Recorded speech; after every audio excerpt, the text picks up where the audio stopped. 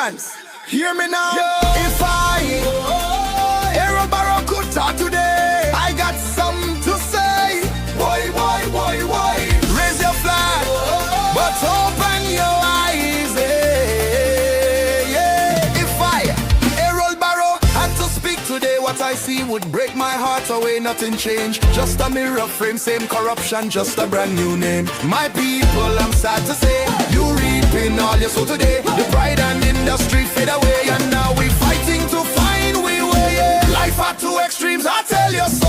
Hope and hunger, high and low. Poverty mixing with champagne flow, but poor man still can't grow. Suffering and celebrating, starving while them still partaking. Nations rise, time to break that spell. Stop showing contempt for yourself.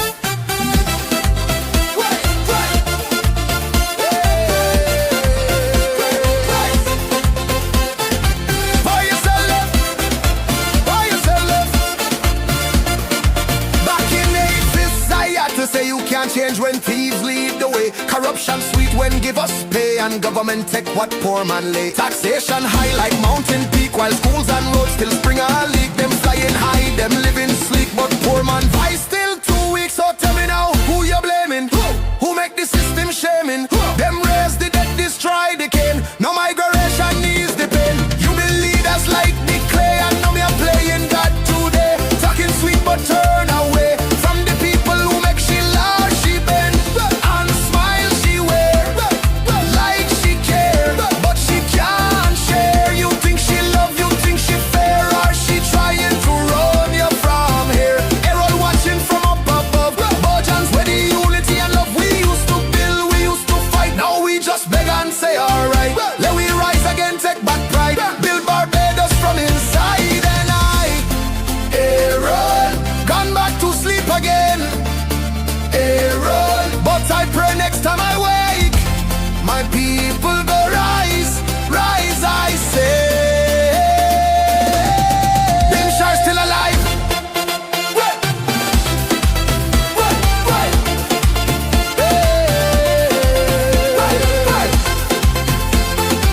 Boy, you sell it. Boy, you sell it.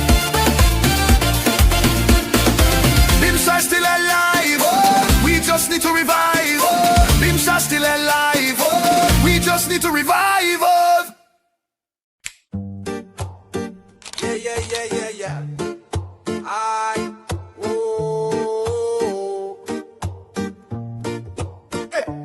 Yeah. Yeah. It's time to rise. The truth is calling. Hear the cries. Answer the call. We stand tall. United together. We won't fall. The time has come. Hear the sound. I'm asking the government, are you paying the African nurses hundreds of dollars more, perhaps, than our local nurses? And is it fair? Justice and freedom, we demand our rights. Across the land, we ignite the light. I do believe we must hold them accountable for every weak promise. We make it insurmountable. No more lies, no more deceit. Together we stand, we're rising to our feet. They talk of change, spinning tails around, but every political party passes blame brings us down. The people's voice, they try to drown, but we'll march together, no backing down. From the streets to the villages, nook and crannies, we'll take it to our stomping grounds, no ifs, ands, or pandas. Power to the people is the battle cry. Divided we fall, united we'll fly. I do believe we must hold them accountable. It is patently wrong and probably unprecedented to use the public resources of the state to further the private political interests of an individual. The National Conservation Commission is facilitating the foundation in using the public space at King George Park as a political stage. The partnership between the state entity and the foundation is more about politics and public relations than the progress for the people of St. Philip. I want to say without any hesitation that it is not right to use the government's resources to launch a political campaign. This historic park and beloved space have suffered from inconsistent maintenance and the failure to deliver the promised free Wi-Fi.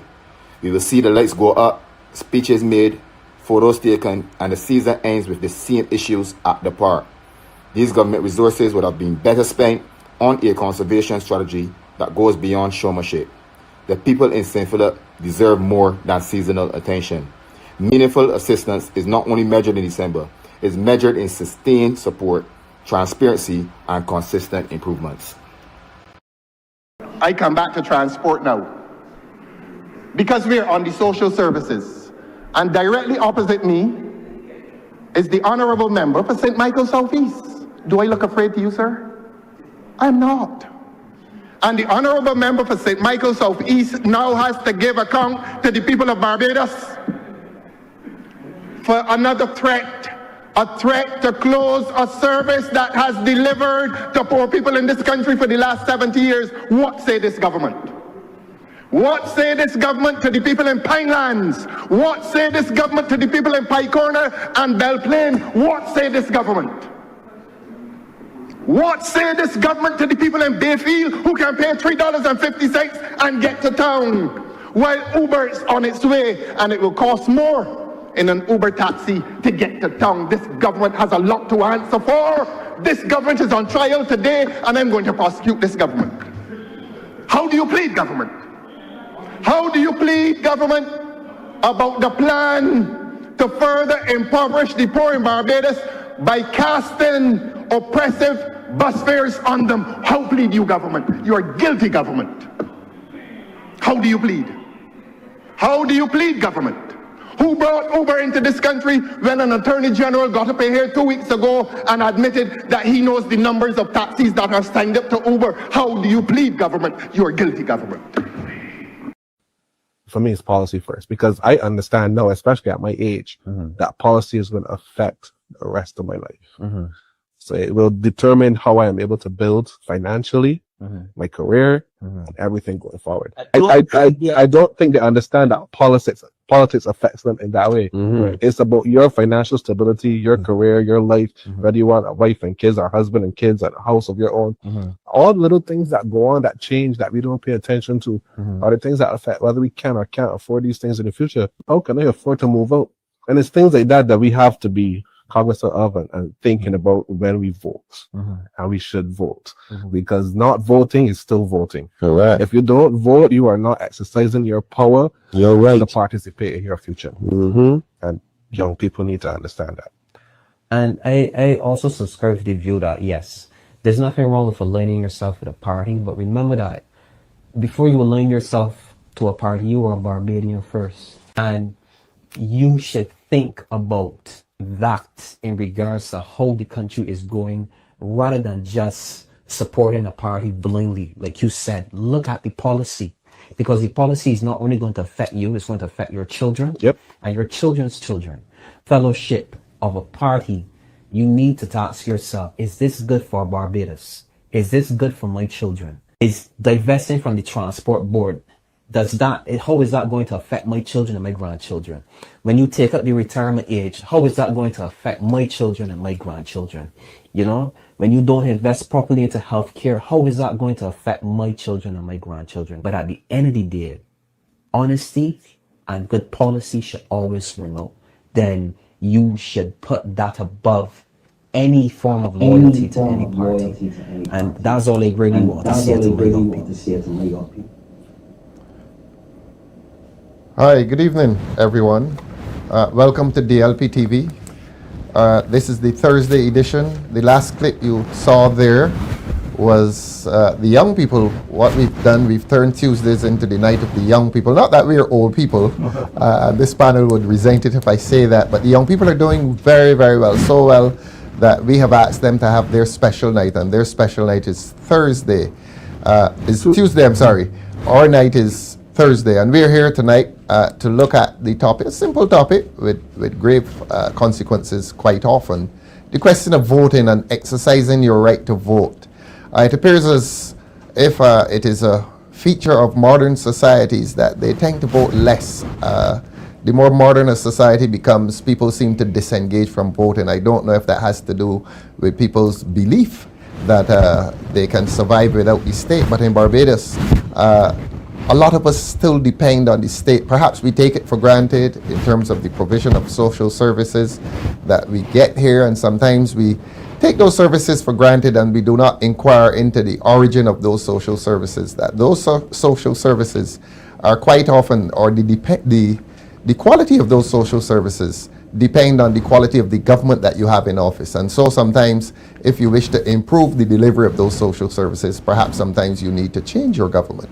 And so we want to encourage people to vote. We want to encourage people to vote in Barbados when the time comes. We want to encourage people in the diaspora to come home and vote. And while on the diaspora, thanks so much, Shirley. Shirley is a regular viewer and contributor to this program. Shirley came all the way from Canada and attended our gala dinner. And Shirley, it was really a pleasure meeting you, hugging you. And I think you would have gone back to Canada yesterday. That's not a national secret, is it? Shirley is back in Canada. There's Vihoy who writes to us from New York. There's Lemuel Tull who writes to us. I think Lemuel is in Barbados. I get the impression Lemuel is a St. George man. I don't know why I think so. But let us discuss voting tonight. We've brought along a very distinguished panel as always. I'm going to start to my immediate right. Paul Gibson is our candidate for the constituency of St. James Central. Paul is a pharmacist, a very well-experienced pharmacist in this country. And while I say that, Paul, I pause for on a sad note and acknowledge the passing of another pharmacist, Henrik Connolly, both good friends, good friends of both Paul and myself. Paul spoke at the funeral. Very sad occasion last Saturday. I haven't seen Abundant Life that full in a long, long time. So Henrik was a much-loved person. I want to say condolences to Henrik's wife and family. He was a young grandfather. I remember Henrik coming to our day camps with the children, with his grandchildren. Really wonderful human being. We go back to Wesley Hall days. He was older than I am, but I was close to the family. I really was close to the family going back to the days of primary school. Wesley Hall boys, we were. So condolences to Henrik Connolly's family. And Paul, it's good to hear you on Saturday. Good to see you on Saturday. I heard you spoke well. I couldn't be there for that. But welcome to the program tonight. Thank you so much. Good to be here again. Thank you. To Paul's immediate right, I think he is the best known Barbadian politician across the globe. And this gentleman's videos are in China, I suspect. I suspect so. Jason Phillips, the man who is dominating not only social media, the man who is dominating St. Peter. And I had the pleasure yesterday in Parliament to mention your name and to mention your name to your opponent. I'm not going to call your opponent's name, but you are the toast of St. Peter at this point in time. And I say to people, look, whatever they say about the videos are about real people. And real people are willing to come on your videos and to show themselves expressing support for you. There's something happening in St. Peter. We want it to happen all over Barbados. We want your success to infect the success of all of our candidates. Jason, you're doing remarkably well in the North. Welcome to the program. Good night, Conrad, leader and president. You are much too kind. No, I'm not. I'm realistic. Good evening, good people of St. Peter and by extension Barbados. Tonight you are in for a treat. It's going to be hot. Good. To Jason's right, I don't know if this gentleman is willing to be hot tonight. But he was hot during the truth. Good. He was hot during the St. James North campaign. This young man, young father, young medical doctor, young husband, I think he preaches at church sometimes. I know he plays the music at church, his church in St. Philip. Look, if every mother had a choice of a son, it would be Dr. Elvis Wickham. Doc, welcome. Thank you, Comrade Leader. Good night, Barbados. Good night, fellow panelists. Thank you very much. Good night. Well, as I said, we're going to be, gentlemen, discussing voting, exercising the right to vote. And I wanted all of you to, let's answer the basic question, the basic first question. You're talking, Jason, you go to somebody in your constituency, let's say 22 years old. That's when people tend to be fairly cynical about politicians and voting and so on. And you have to tell him why he should vote. What are you going to say to him? I say that voting is how citizens choose who make decisions about jobs, Excellent. healthcare, schools, and the cost of living. It is the single most effective way to hold power to accountability. In other words, this is your opportunity to remind those who have the reins of power that is the people who actually has the real power. And therefore, you should not take it lightly. You have to exercise that power of voting, put in that X, because you are giving a group of people 5 years to determine your future and perhaps the future of your grandchildren. Yes. Yes. So do not take voting lightly. Nor for granted. Exactly. Yeah. In fact, people died for this opportunity. There was a time that women could not vote. That's right. There was a time that we, as enslaved Africans, could not vote. So, whenever the general election is called, Barbadians, we are going to vote as though we are voting for our lives. And we're going to vote. We want as many Barbadians to come out because it's imperative, right? We must hold this Barbados Labour Party-led government accountable. And people are very, very dissatisfied. And I'm going to stop there for the time being. Doc, it is difficult following excellence. And that was an excellent answer. I know it's difficult for you to add to that, but you're the doctor in the house. There's always a cure. I would encourage persons to vote as well, because the decisions, the actions of elected officials affect every aspect of our daily lives. You often hear, I'm not voting or I'm not going to vote because it will make no difference. My life is going to be hard just the same. But the decisions and actions of elected officials affect every aspect of our daily lives. The decisions and actions of the present government are why we are driving on bad roads. They're why we can't afford to buy groceries. They're why gasoline is more expensive. They're why just generally the cost of living in Barbados is high. Quite frankly, they're why the crime rate has spiraled out of control. Oh yes, as well. So that it is important to have a say in who those elected officials are, because what we have in the case of not voting, and I know we'll come to this a little later, is guaranteeing more or less more of the same. And this point I'm sure will be made many times tonight, that we do not want more of the same.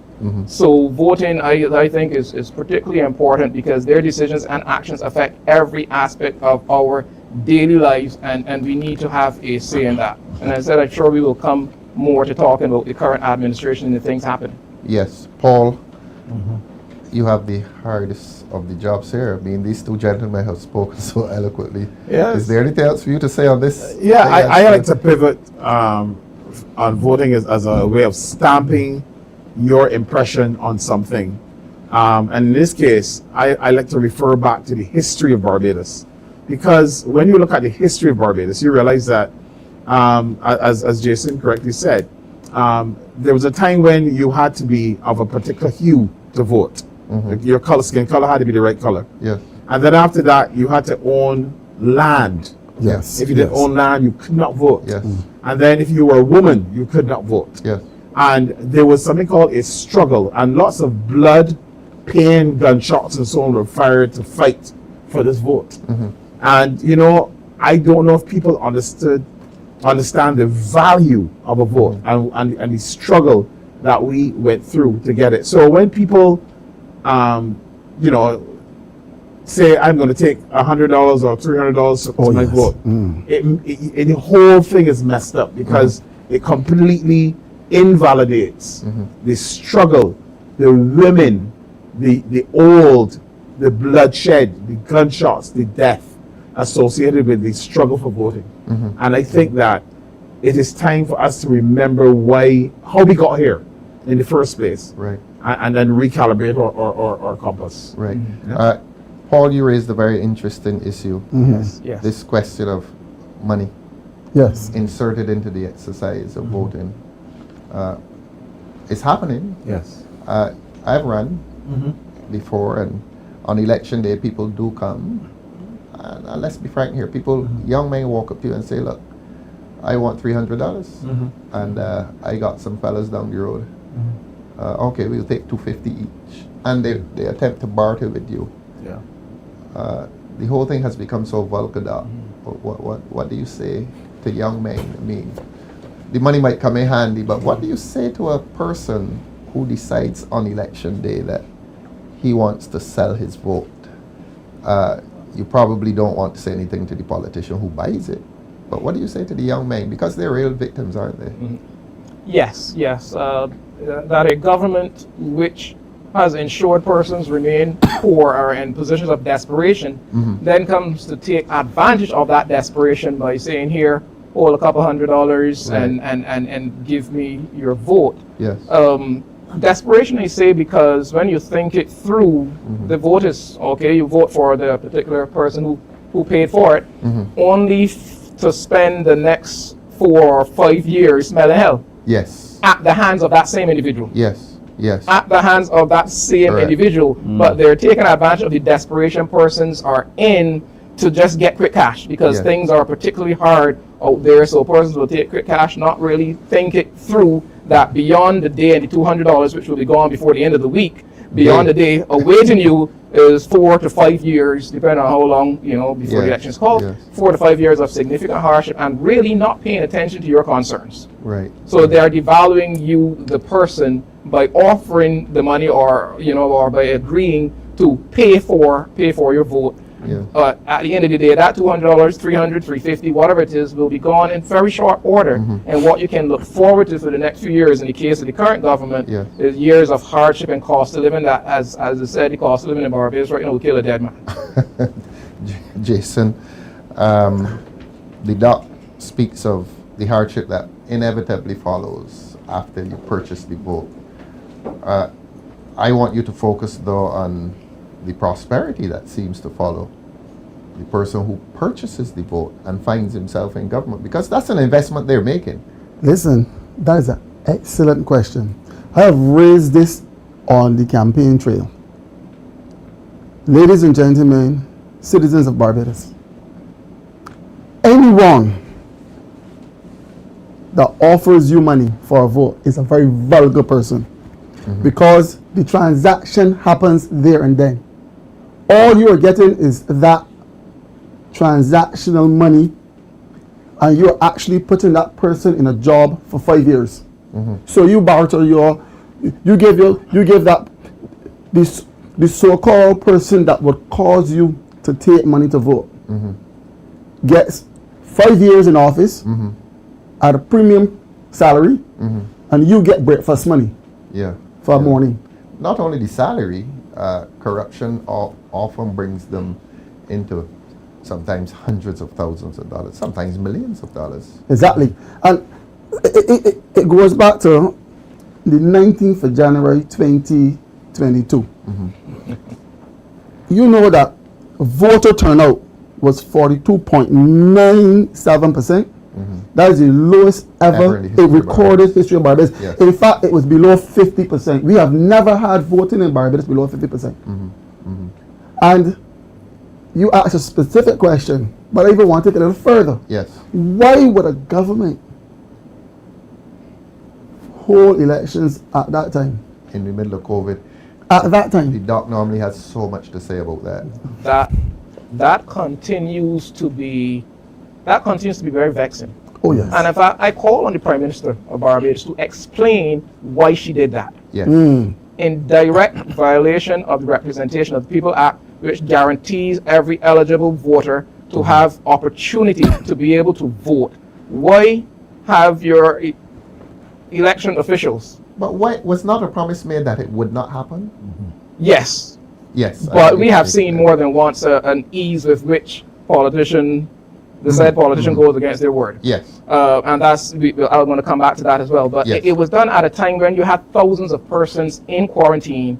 And EBC official at the time clearly said, if you are COVID positive and you're in quarantine, isolation, you will not be allowed to vote. Yes. People of Barbados, our constitution, the Representation of the People Act, guarantees that every eligible voter should have an opportunity to exercise that right to vote. You're talking Remember, about this election, constitutional law, this election was called 16 months early, with the provision for an additional 3 months in the Yes. event of a state of So there was emergency. no urgency. So you could have There gone was no 19 months. There was no constitutional constitutional urgency. Yes. It was done in an act of pure selfishness, and the people of Barbados need to demand from the Prime Minister an explanation for why thousands of Barbadians were robbed of that franchise right that you spoke of, that was, it was so hard earned to get to that place, and it was so easily done. She didn't blink. Yeah. It was pure political advantage, selfishness. You robbed thousands of Barbadians of that right to vote for purely selfish reasons. It was not necessary. At that point, no provision made. Barbadians were told if you were COVID positive in isolation, you would not be able to vote. And I will keep talking about it because that is something that we should not quickly forget. That here we had a sitting prime minister who was willing to take from Barbadians their right to vote in a predominantly black country, knowing our history and how much blood was shed for that right. She so easily took that right away from persons and has never addressed that specific point, as far as I'm aware. Why was the election called then? And provision not made when in other Caribbean countries, and indeed countries around the world that had elections during COVID, provisions were made to allow persons to exercise that right. If a democracy is taken seriously. Precisely. Paul, should we find it disturbing that some political commentators never paused to condemn the action as Dr. Wickham is condemning it? That, in fact, some of them may have applauded it and said, "Oh, that's it was a brilliant move. Yeah, brilliant strategy. That's brilliant strategy." I mean, have we become that diminished? I think we were in a time when we had what I call the red opium all over Barbados after following 2 elections. People were in a stupor. No one was speaking. No one was saying anything when they were supposed to speak. Yeah, certainly weren't saying anything critical of They definitely were not, especially to this critical point that Elvis made. Unfortunately, I think that the Prime Minister at that time was all about the win. Yes. She was all about grabbing power. And the constitutionality of an election, the rights of a Barbadian, people being 8 to 11,000 people being locked away in COVID, and some of them at home. It wasn't the matter. Her eyes was on the prize of winning an election. Now, what I realized about the lady is that she tends to be very duplicitous when it comes. She says one thing. I mean, I realize nowadays that everybody is pulling backup videos of Prime Minister Mia Motley. They're pulling them all back up. And seeing her saying one thing and then saying something and doing something else. And then saying something different. And so she's playing this 3-card game. And I think Barbadians are beginning to feel a bit duped. They're beginning to feel a bit mama guide. They're no longer impressed. They're no longer. I think they're seeing her saying one thing and representing something else on the other side, and then trying to explain it. Now, as I've said, she has never explained what happened in COVID. There was absolutely no reason, and I think there was every reason not to do it. There was every reason not to do it, and she could have held off. There was nothing to lose. There literally was nothing to lose at the time. But I think Barbadians were disenfranchised, and she needs to be called to board for it. She never gave an account of that. Quite frankly, I would say in a democracy, that's disqualifying. Yes. If you're going to take democratic norms seriously, that is disqualifying. You took away the most sacred right and did it practically with a smile on your face. If I would add, please. I think that the actions of the Honorable Prime Minister was voter suppression. That's what it was. Voter suppression. In essence, it was. We all know that when we have a high turnout in Barbados, the Democratic Labour Party wins election. But people were so timid that nobody thought of constitutional action before the court, because your argument is so compelling. Here was my legal mind thinking, But if I'm disenfranchised in the ways that you spoke of, could I not have brought a constitutional motion before the court and have some aspect of that election invalidated, if not the whole thing?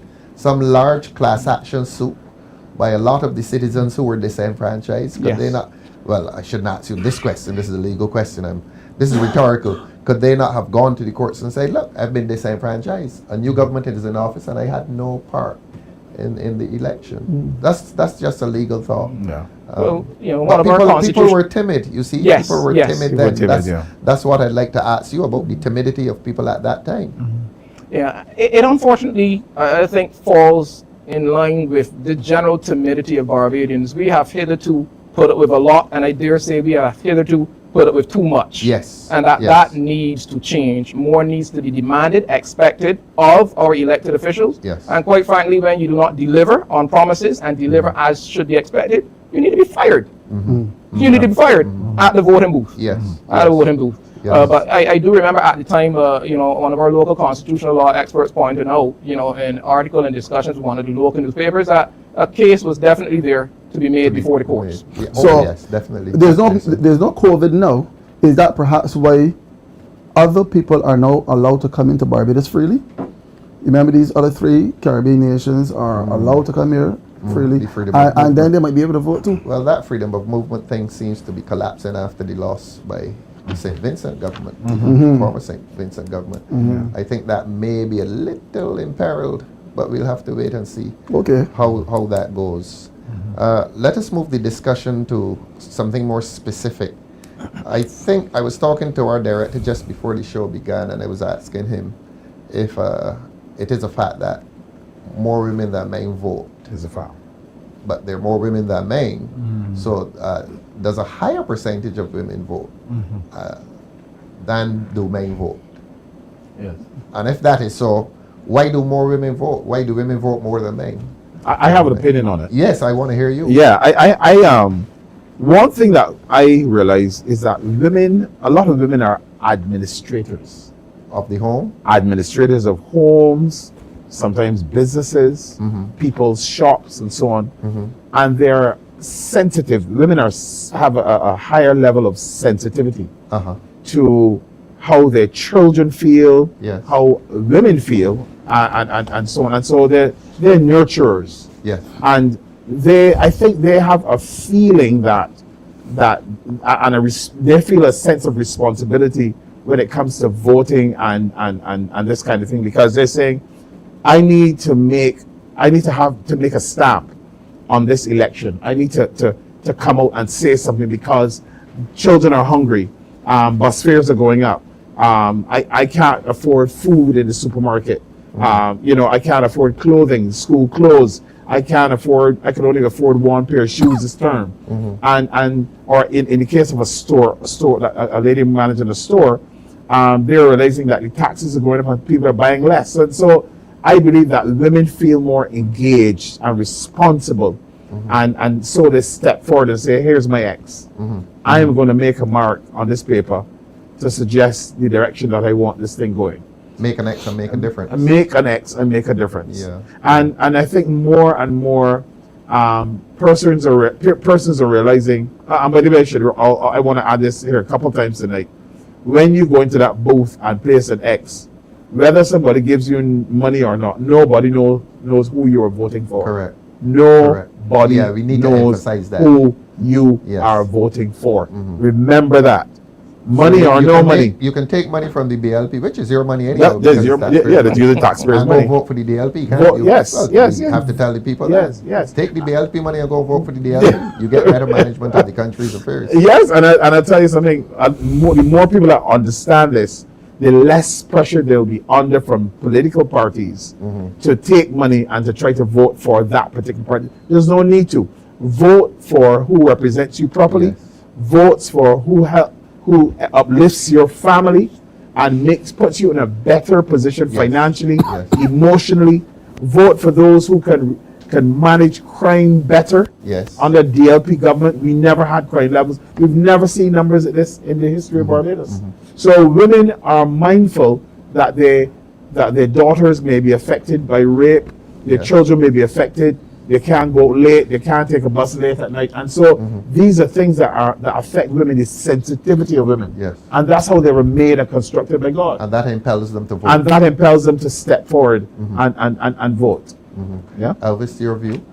Yeah, I think similarly, the fact that many women head households and they're aware, as I said earlier, that the decisions and actions of politicians will impact how they are able to manage those households. That dollar that has to be stretched 50 ways and so on. Yeah, so that's my suspicion as to why. I'm smiling because it is rare to hear a man in Barbados say women hate households. A lot of men don't believe that, you know. Many women head So you're willing households to in admit that on the Barbados. LPTV? Yes, I'm willing to admit many women head households in Barbados. I know our And as a married man, you tradition. don't mind admitting I that. have a problem saying wife is the boss. And you're the neck. You're the head and she's the neck. Right, there you go. I have no Just problem make saying sure wife is the things boss. go well. You know. Yes. Okay, Jason, why are women voting more than why do women not vote in us? Women often vote more because they are more connected to the everyday services. For example, healthcare, schools, social support, and so on. Yeah, they're the ones up front Right. with children's issues, health, and so, And schooling they so feel on. directly connected to public policy. I dare say this. Excellent point. I dare say this. Excellent point. This, Directly connected to public policy. I like that. yes, Women. yes, yes. Yeah. And I dare say this. This government has managed the affairs of this country so poorly that I, without a shadow of a doubt, Barbadians are going to speak with their heads. They're going to get rid of this government. Because when we look, they have divested the transport board. Under the Democrat Labour Party administration in 2008, we ushered in free transportation for school children. Yes. Imagine a mother with 3 children to go to school. She don't have to bother herself, spraying her brain about finding money to get that child to and from school. And now this government, this Barbados Labour Party government, BLP government, is now threatening Barbadians to get rid of the transport board. You can imagine the pressure that's going to put on parents. Yes. Let's go to the board because Dr. Wickham said something and I think he's getting a lot of response. That's SW saying thanks, Dr. Wickham, for your honesty. And then Stephen Strickland, he's saying something very interesting. Women even head the household, even though well, that's there's a true. man. Yes, yeah, that's true. That's a fact. Yeah, I think I should really add here as well, even though we're saying, we're asking the question, why do women vote more? One of the things we must affirm is that there are men who are very passionate about the issues in Barbados as well. Yes. And more than ever, I've been hearing men coming onto the Brass Tacks program and really declaring that they're not happy with this and not happy. And some technical guys that would never normally go onto the radio are saying, no, that's not how it goes. This is how it went. And they're actually helping the Democratic Labour Party to tell the truth about and giving us support surrounding the truth about a lot of the issues we're discussing, water issues in St. Lucie, the issues happening in the hospital, right? Medical records department not opening on, closing off early, food prices, issues with fishermen on the beaches not being able to fish and do what they apply their trade probably. So a lot of men's issues are also important, but we know that women have a higher proportion of voters, and we're calling up more men to come out and vote. And because they understand what is happening, a lot of women go to those men and say, listen, I need a few more dollars for the children. This money you're giving me is not enough. And they're doing that because it really isn't enough. And there is also a burden on men to provide for families and so on. And so they're the underpinning sometimes for a lot of families and what happens in a household as well. it's so fascinating to hear a panel of 3 men telling the public that women are the heads of the household. And let me pause. I didn't say that. You're departing from that? No. I believe women are administrators and leaders Well, I love this. So we have a different opinion at this end of the sofa. I think men the dot is saying the women are the head of the household. Yeah, so the manager Jason is saying they're the head of the household. Yes, Let's hear Paul Gibson. Yeah, I think women are excellent managers. I mean, I think of my wife. My wife is like, she's the star girl. You're backing off, Paul. No. I'm just saying that the leadership of, and this is where this comes in now to, I believe that men are leaders. Like, men are made to be leaders, and they've been tasked with that responsibility. And when you have a woman that knows how to run a household and so on, she makes everything goes beautifully, smoothly. I'm getting you in trouble. Yes, you are. Let me back off. Let me leave that. Because I think you have to go I have to go home after this. Yes. Well, women are wonderful. Yes, that's where you pause Yeah, the I discussion. leave it Women are there. wonderful. I'll leave it there. I will go home tonight safely. All right, we've talked about women voting. I was talking to the director before the show began, and he was saying that when men come out in large numbers, the Democratic Labour Party wins. Yes. I don't know why. He did not say why, did he?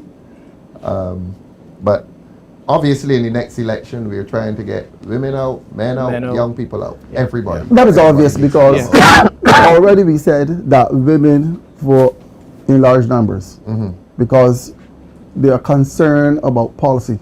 Yeah. And when we get men voting in large numbers, ultimately we get a large voter turnout. Yes. And once we get a large voter turnout, we know that the Democratic Party is going to win because Barbados is DLP country anyhow. Pretty much. So we've talked about voting. Let us talk about apathy, not voting. What is the cause of this apathy that has spread across Barbados in the last few elections? How do you explain that? There are a few reasons. And I want to say I get a lot of the reasons why persons don't want to vote, or why they may say things like, I'm not going to waste my time. Nothing is going to change.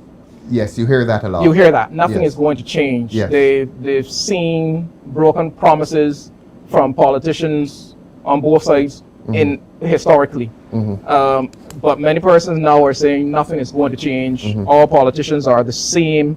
I don't have any faith in any party, and how is that going to help me? How is that going to help me pay my bills? Yes.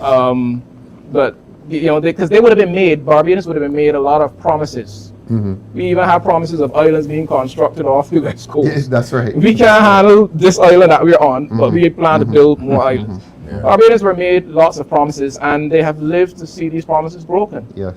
They have lived to see a Barbados Labour Party government that places the interests of wealthy and overseas over that of ordinary Barbadians. And I do not apologize for saying that. Because if you had the interests of ordinary Barbadians, average Barbadians at heart, you would pay attention to the things that concern us, not only after you have been called out and a lot of public pressure has been raised that you then decided to walk back. If you had the interests of Barbadians at heart, you wouldn't have looked to do the whole Down Civic Center what you did. Precisely. If you had the interests of Barbadians at heart, you really think that if a poll right now is done, a properly done poll across Barbados, that majority of Barbadians would be okay with what happened at Gemmisley?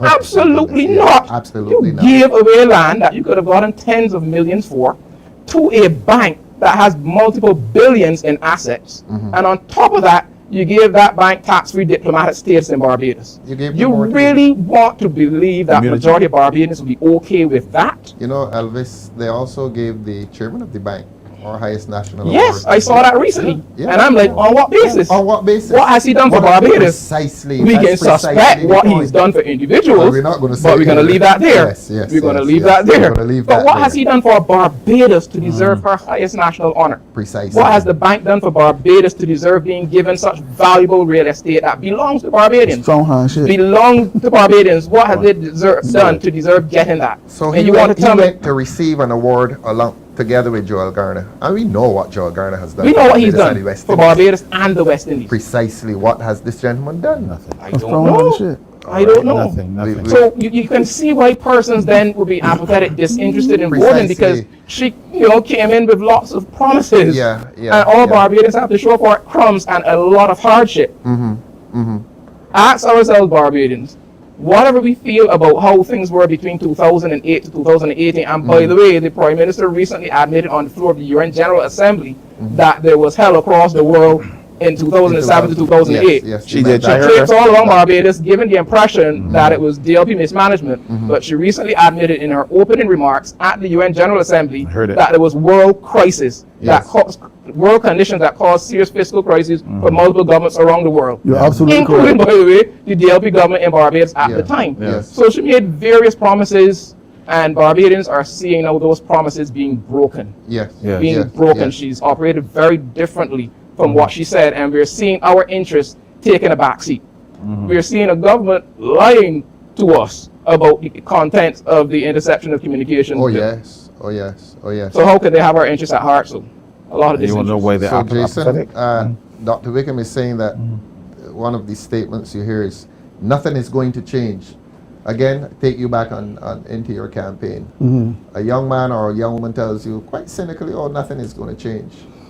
What's your what change would you, as a representative for the St. Peter constituency, offer if he says nothing is going to change? Look at St. Peter. You know, I know you love this.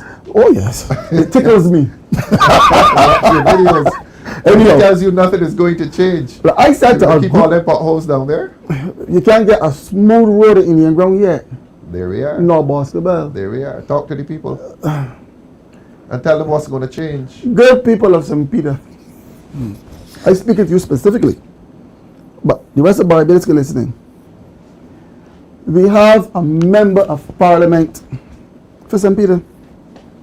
He's part of this government.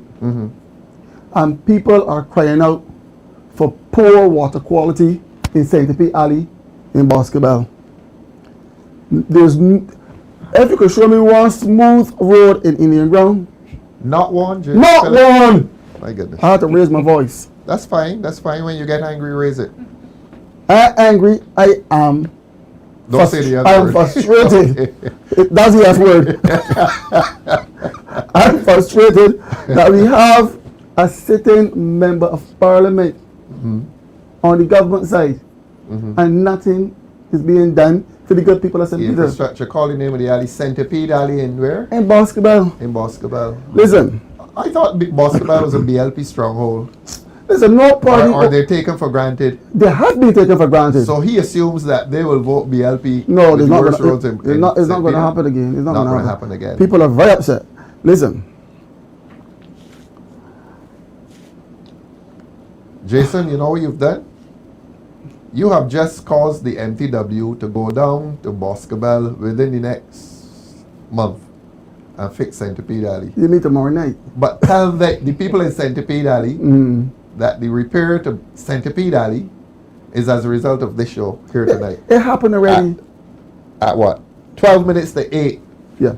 The Listen, decision was made to change, to fix the road in Centipede Alley. listen. You cannot do any worse, St. Peter and Barbados, when you have a member of parliament who is afraid to speak to the government on your behalf. And he had 2 terms in government, you know. And no one come for a 3rd term. Precisely. They can't do no worse. I am not in government yet, right? And I'm getting more done, Yeah. right? Yeah. Indirectly Yes. or directly. You can't lose. Only imagine how it's going to be when you elect me as member of parliament for St. Peter. And it's going to happen. Jason, I watch your videos. We want to visit with you. We want to do a mass canvas with Beautiful. you, actually. There's what comes out of your videos is a very obvious discontent because we have not seen citizens willing to show their faces and to express their views so openly. Why is there such discontent in St. Peter? That's what I'm trying to... Because St. Peter has become the forgotten parish. Has it? Spikestown is a town in name only. In name only. Yes. They've desecrated Spikestown. Oh yes. A town shall have basic amenities. Where is the 24-hour medical facility for people? You need to tell me if you get an asthma attack In town, at in 2 Spikestown. a.m. In fact, I have it on video. In Gordon Miles, St. Peter, I'm not going to call the people in. No, don't. This lady suffered an asthma attack. Where she had to go? and she died because she could not breathe, I'm waiting sorry. on the ambulance. I'm sorry. That's sad. And the Morris Bay Polyclinic is a stone throw away. What time that closes? Supposedly 6 in the evening. In the evening, yeah. And opens at what time? 8 in the morning. In the morning. Doc, you ever had a spell down there? No. You never did. But there's absolutely no reason why it cannot open for 24 hours. I dare say it shall have an ambulance bay with at least 2 ambulances, and perhaps an accident and emergency facility, and about 3 or 4 wards. I want to ask you a question. In COVID, we had a medical facility in St. Lucie with the state-of-the-art Yes. equipment. Yes. What has the government done to that? This is the one that's housing the migrant workers. Yes. This is the one Construction that work. they borrowed 110 They can't be a caring government if they do that to the European nonsense. Investment Yes. Bank to build a hospital. Yes. A Yes. fully The same functional one? hospital. Yes. What they did with the money? Where do the equipment? That too. And why are the people in the north suffering? The QES is standing on one leg. That facility, or even the Morris Bay, if it's upgraded, could take the pressure off of the QEH. But look, we have to tell people this is not mere politicking. The people of Barbados borrowed $120 million from an international Repeat bank those figures to again. build a hospital. $120 million. Doc, it was US or Barbados? A lot of money. A lot of It's a money. lot of money. A lot of money. To build a hospital. And we had one. It And was we a had fully one. functioning Precisely. hospital. It So was the a fully hospital has functioning hospital, disappeared. capable of surgical procedures even. gosh. It was an intensive care facility, Yes. multiple beds. It was a fully functional hospital. Why is Ventilators. it housing, construction, Well, foreign construction workers workers. and equipment? Well, I said, use that this is QEH not is- mere politicking. No, it is not. This I- is the interest of Barbadians suffering as a result of government's Bad breach of loan policies. agreement Yes. Bad Yes. policies too. Yes. and breach of a promise made to the people of And Barbados. I could talk for the rest of the night about the horror stories in the healthcare system, polyclinic and QEH, because I see the clients. I am aware there are real horror stories. It's you not don't just mind like the telling us about minister. some? Yes, do that. Persons waiting 5 months and longer with serious medical problems to get appointments, to get equipment. Yes. Persons spending days in accidents and emergency. Yes. That's true. That's Persons true. And dying of some- treatable medical conditions when they are in a hospital, a tertiary care facility that can treat said medical conditions. But for various reasons, they're not being treated. I'm talking about persons developing conditions like metabolic acidosis. You know, Doc, you're saying this. You're a medical doctor. The Minister of Health is also a medical doctor. And he's not talking about these things. But here's Dr. Wickham on DLP TV talking about them. And unless you talk about these things, Barbadians don't know. You know why? And I hope I cross you. With the Democrat Labour Party, it is people first and party second. If you do not have the interests of your citizens at the forefront, then you are wasting time. Not only money, you are wasting time because you must ask yourself, why have I taken this office? And it goes back to voter apathy, because then people begin to lose trust. When a government do not act in the best interest of its citizens, people lose trust. Yes. And that's what causes Lose trust in the government or in the system? the system, The system. The system. and ultimately the government too, So the other part, we would suffer as a result. Yes. Because people Yes. say, look, you're all alike. Yes, yeah. Because we have for too long allowed a system, in talking about health, we've Yes. allowed a system for too long that has seen politicians loyal to their leader and their party Yes. more than they are to the constituents that they were elected to represent. Precisely. And I always talk about what the returning officer is. I now declare X the duly elected representative for the constituency of St. Peter. Peter, yes. St. James Central. Yeah. They don't talk about for the Barbados Labour Party or for the Correct. Democratic Labour You Party. represent the You're entire elected to population. represent Yes. people. Yes. We have seen in this administration on a level not seen before, we've seen MPs more loyal to their leader and their party to the people they yes. represent. Oh, yes. Why would Yes. St. Lucie MP tell people pay for water that they can't use? Precisely. Don't our biggest thieves to say a word to the Minister of Water Resources, we know who that is, Yes. not represent his people, Yes. but Yes. instead loyal to the PM, so you keep quiet. Yeah. St. James Central MP only spoke about the whole town after the interested yes, party yes. withdrew. Then he suddenly found his voice. Yes. I haven't heard any of them speaking about what happened at Gemmis Lane, which is a matter that I am sure, as I said just now, a majority of Barbadians would have serious problems with. I don't hear them representing the voice of their constituents in that matter, loyal to party and leader over their constituents. Yeah. We ever found out the value of the land at Gemmis Lane? Because we need to keep this in the minds of Barbadians, that not only did they give away this land, but the value of the land. And Elvis, you know what used to be housed there?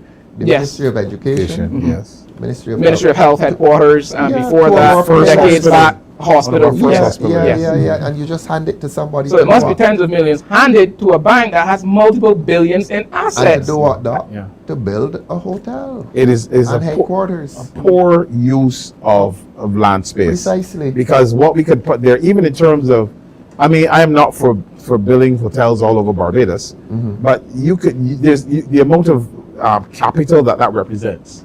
It's a waste just to put a bank on it, and the history associated with that spot. I mean, that's where I and many nurses and there's a medical facility next door. Yes. The medical profession, that's the incubator for a lot of medical and a lot of output. That's where it happens in that spot right there, and we're losing all of that. The eye clinic was just across the street, you know. But Heritage. we talk about, I mean, as I listen to these lovely gentlemen here, I'll tell you something. I can understand why people feel apathetic. And just for those listening who don't know what apathy is, the word is a Latin word, pathos, which means feeling, and a means no, so it's no feeling. No feeling. So it is really that people have no feeling Yeah. about Excellent. about politics and so on. And you know what? It's because they have lost hope. Trust. When people lose hope Yes. and lose trust, Yes. they just turn away and say, I don't want to do it anymore.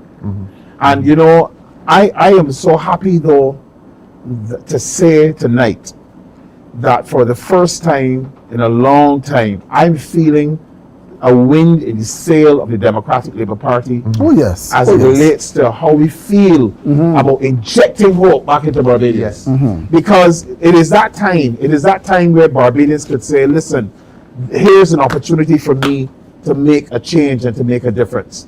I do not have to feel hopeless because of what the Barbados Labour Party is doing. I can make a difference by voting for a Democratic Labour Party who will get back to the fundamentals of the Democratic Labour Party, which is pulling Barbadians up Yes. into the middle Yes. class, Yes. which is bringing education, which is strengthening healthcare and health services. These are things that we built this country on.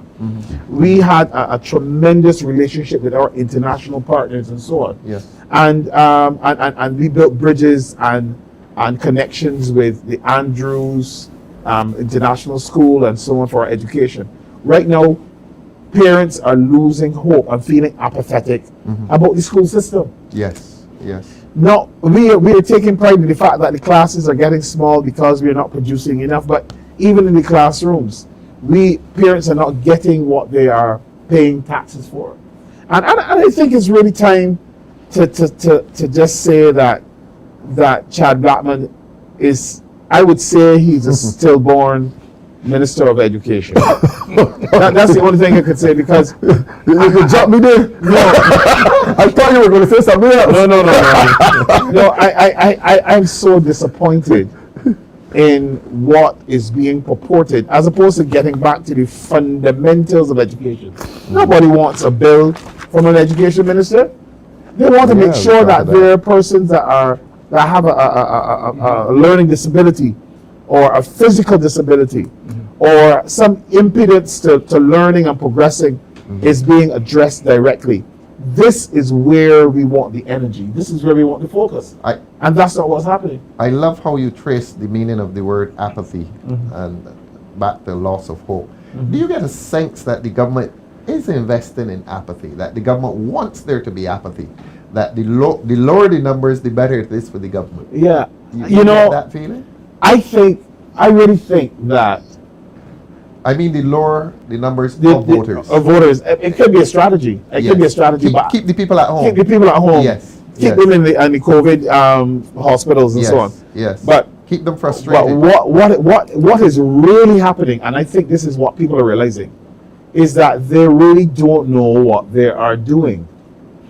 There is so much bungling in respect to legislation, Callback legislation. tax, and we call it the callback government. Oh yes, Yeah, We call it back. The walk back government, The I walk think back somebody government. said. You know, everything is being walked back, and so one person asked me the other day, Paul, wait, the DLP is using AI to run the government?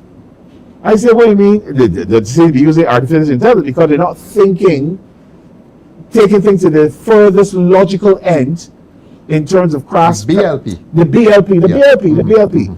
They're not taking things to the furthest logical end in terms of crafting legislation. So much so that the bottom is dropping out of it before it is even presented. You know, and we're seeing this, and we wonder. I don't think it's an accident. I just think they just really don't know what they're doing. I don't think that is an accident. I think they do. I could say that I could speak to the ministries that I believe have some level of improvement. I know what those ministries are. But generally speaking, the things that really matter to Barbadians, taxation, food, crime and safety, you know, and things like sports that develop community and build families and allow kids to run around and get healthy, lower the NCDs. Those critical things are being compromised. Having elderly people being able to socialize with other older people, play drafts, dance, sing, and so on. But we're having dementia levels to a level because our old people are not engaged. And when you have, we don't have an aging society in Barbados.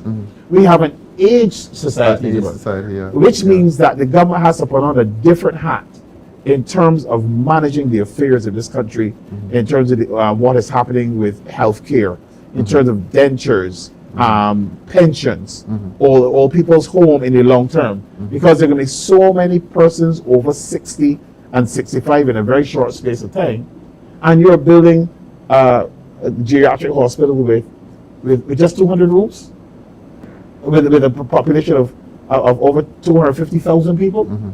There's a disconnect. Why is there apathy? Because of things like that. By the time the 150 rooms are filled at the new geriatric hospital, they will bring the 50 patients that are QEH lying on beds, and the place will be full in 6 months. They have not planned, they have not projected, they have not built enough for Barbados. And Barbados are feeling apathetic because of that. This government has dropped the ball. The ball has been dropped. You talked about the Minister of Education. Well, they say education transformation now. You know, whenever you hear a government speaking in cliches, you know, at school the English teacher told us never use cliches. Try to avoid them as best you can. And you use a cliche when you have nothing to say, but you want to fill in a space. So you just use a cliche and it sounds good. And you're getting a lot of that from this government. It means that they don't know what they're doing. So just fill in some words. And I can tell you, a few weeks ago, they brought legislation to Parliament trying to make the office of Speaker independent, which he should be. I mean, you can't have a constituency representative in there judging arguments between people. And you know, they brought that legislation to make him independent. And they forgot that Parliament has two houses. The Senate, chambers. 2 chambers, the Senate and the House. And you know, they forgot to do the same thing with the President of the Senate. They absolutely forgot. As Paul said, not thinking things through. So that when I said it, the eyes open wide, as if to say, "Oh."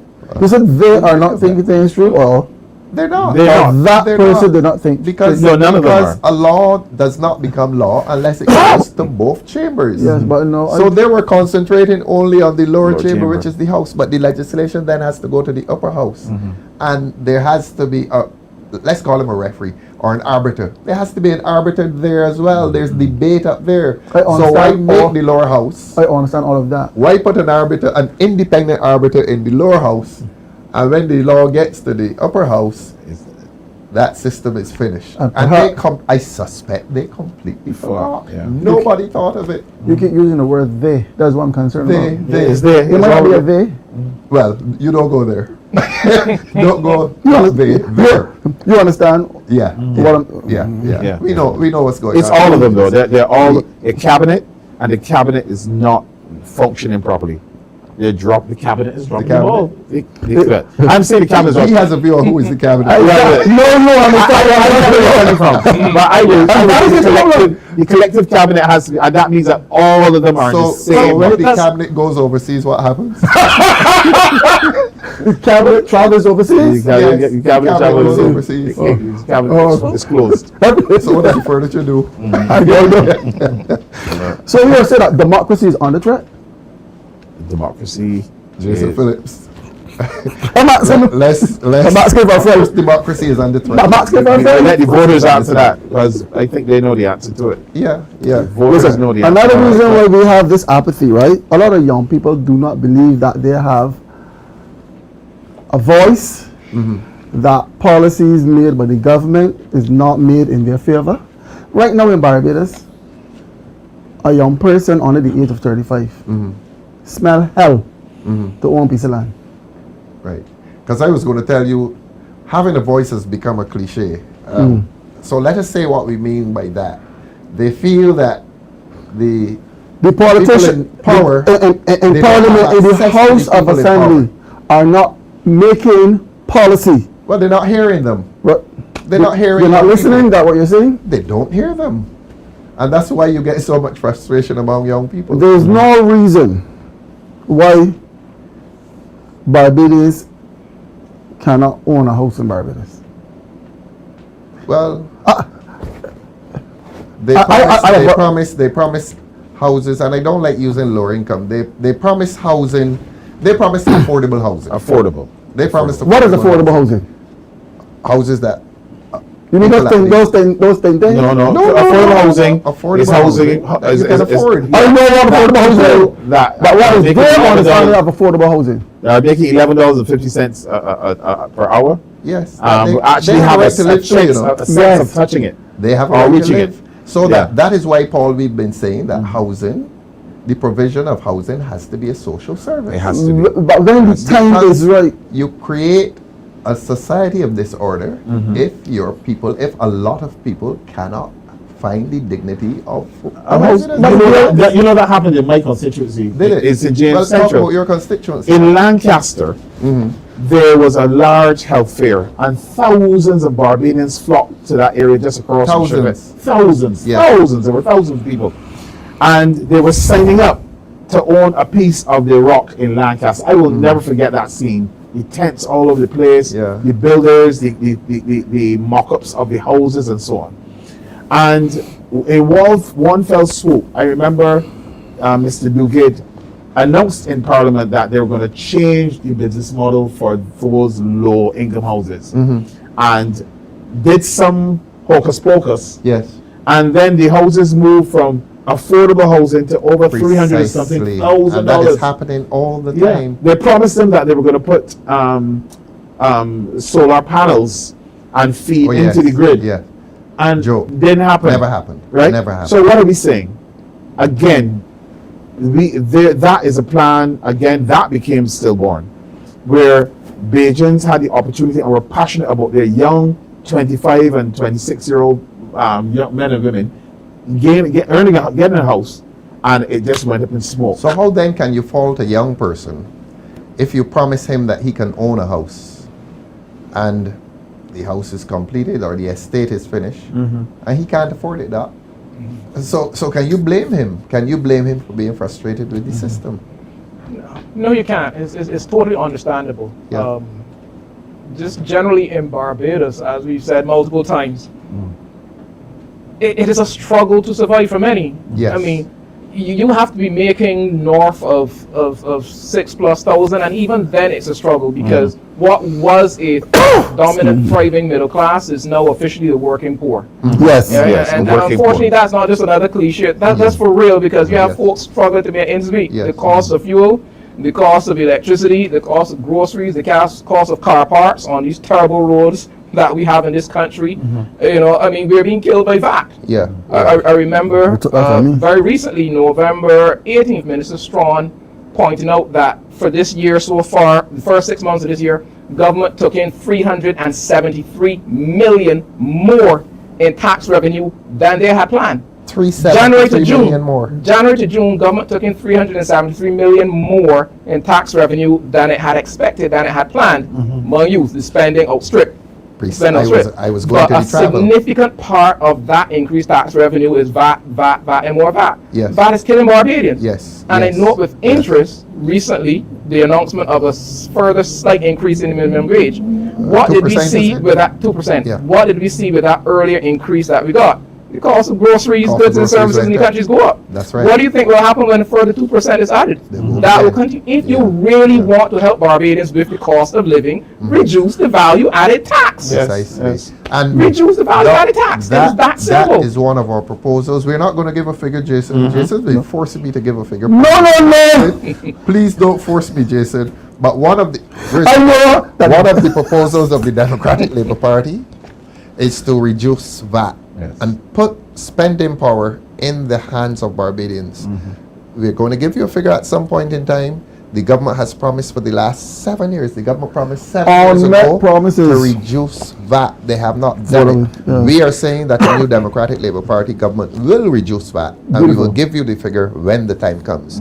Excellent. Challenge the government to say whether they will reduce it. They have not said. And too many of their sycophants in the media are accusing us of not having made proposals. We've made several proposals. We've made proposals in relation to the control of crime. Yes. We're making proposals in relation to putting spending power in the hands of Barbadians. Yes. This Democratic Labour Party commits itself to a reduction of that so that when Barbadians go to the supermarket, they have more money to buy more goods. Well said. Yeah, Well that is so, and that is a far more practical, realistic way of helping Barbadians with the cost of living. This nominal % increase in the minimum wage, I mean, and as you say, Doc, the goods going up again. They're going to go up, and what businesses quite often will do is increase the cost of their goods and services beyond the cost of the minimum wage increase to them.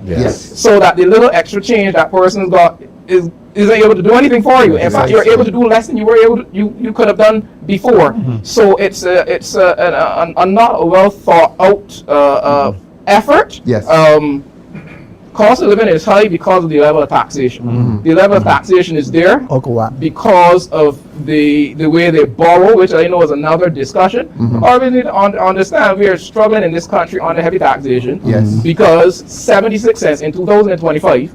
And I saw this from a local economist, 76 cents out of every dollar that the government receives goes towards paying tax.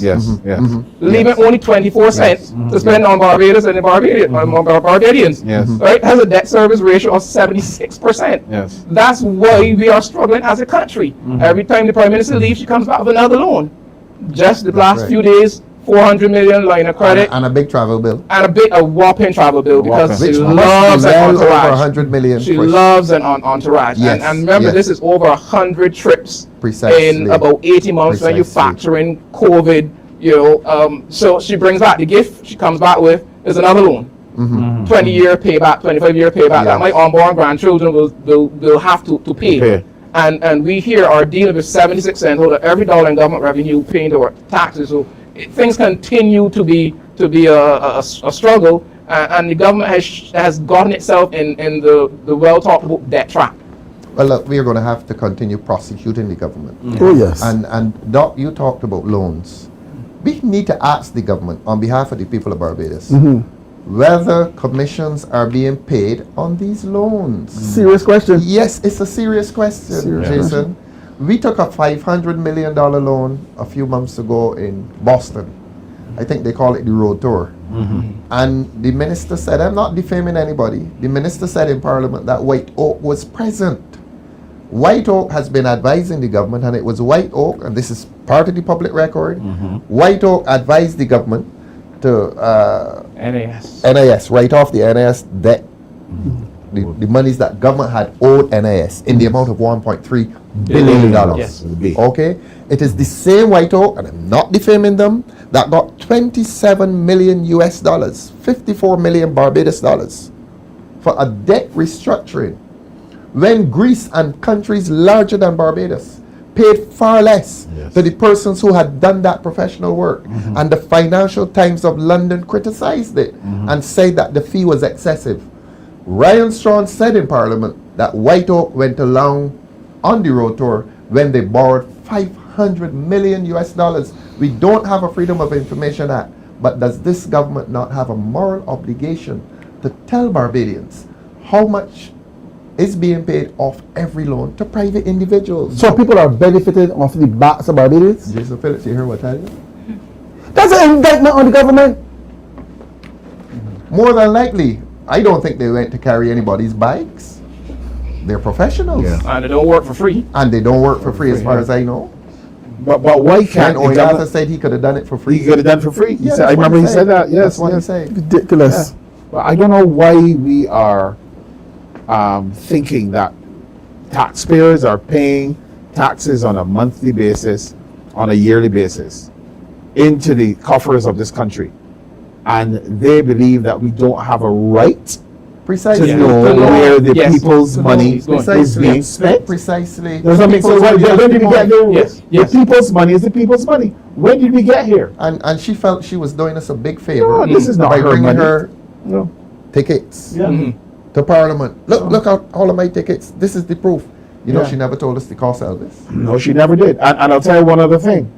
As much traveling as is happening across the globe by our Prime Minister Our cabinet. and our cabinet. No. I said our cabinet. Our cabinet. Our cabinet. Our cabinet. Yeah, excuse me that, because a lot of people realizing what's really going on in that cabinet, right? You know that in September of 2025, we had an event called big event, September 25. 2025. Carry Fest. Yeah, it was a Carry Fest event. Carry Festa, yeah. And many of the big businesses that gave lighting and wood and so on, a lot of them got paid. They've been paid. Do you know that the actual actors and dancers Did and not. singers that submitted bills as September 1st, a lot of them still have not been paid? So that, Paul, when we tell Barbadians about unequal treatment, Unequal yes. treatment, here's the apathy, evidence. apathy. Yes. In every area of government participation, Yes. you're seeing unequal treatment. And, yes, and yes, Doc. did I miss it? We still don't know how much was spent We on Carry don't know. Fest. They still haven't don't told know. And They have not. think They about didn't that. tell us. Think about that. How many months after? How do you plan an event?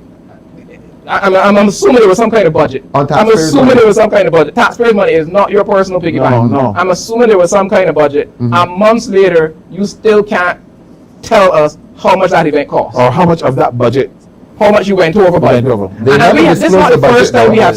we have seen this, where it just seems to be hodgepodge. All right, make a decision here. All right, let's do this, do that. You don't think about the cost. We'll figure it out after. Yes. Except the taxpayers, we are footing that bill. Precisely. I mean, would you hire such an individual who operated like that to run any organization? A You run CEO? it to the ground, you'll be fired. Yeah, a CEO that does And, that. and to your point, You'll Paul, be fired. we need greater we need accountability about the monies borrowed in her name. Precisely. You know how much of these loans that I had to search deeply to find out about, and then you will see a signed contract, but we weren't told. Every once in a while, we are told something, Yes, yes, but yes. you'll find a signed contract, and you'll go on the website of the lending agency, and you'll see the information there, but we are not probably told. We certainly don't know when the drawdowns come in.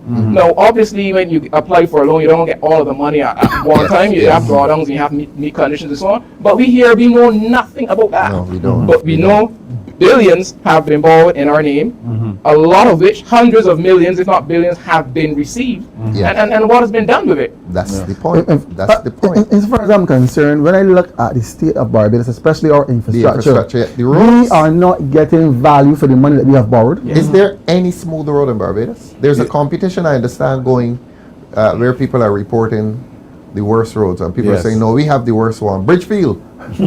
Bridgefield. Right now, St. Lucie is trying to say that they have worse roads than St. Peter. Well, I'm told I that think that- Bridgefield is competing against the road from Yes, Charles I know Road Bridge St. to, Thomas. Yeah, and there's a St. road Thomas from bad. Charles Road Bridge to And the other North night, State. I was driving in St. Peter and I came across a crater a crater.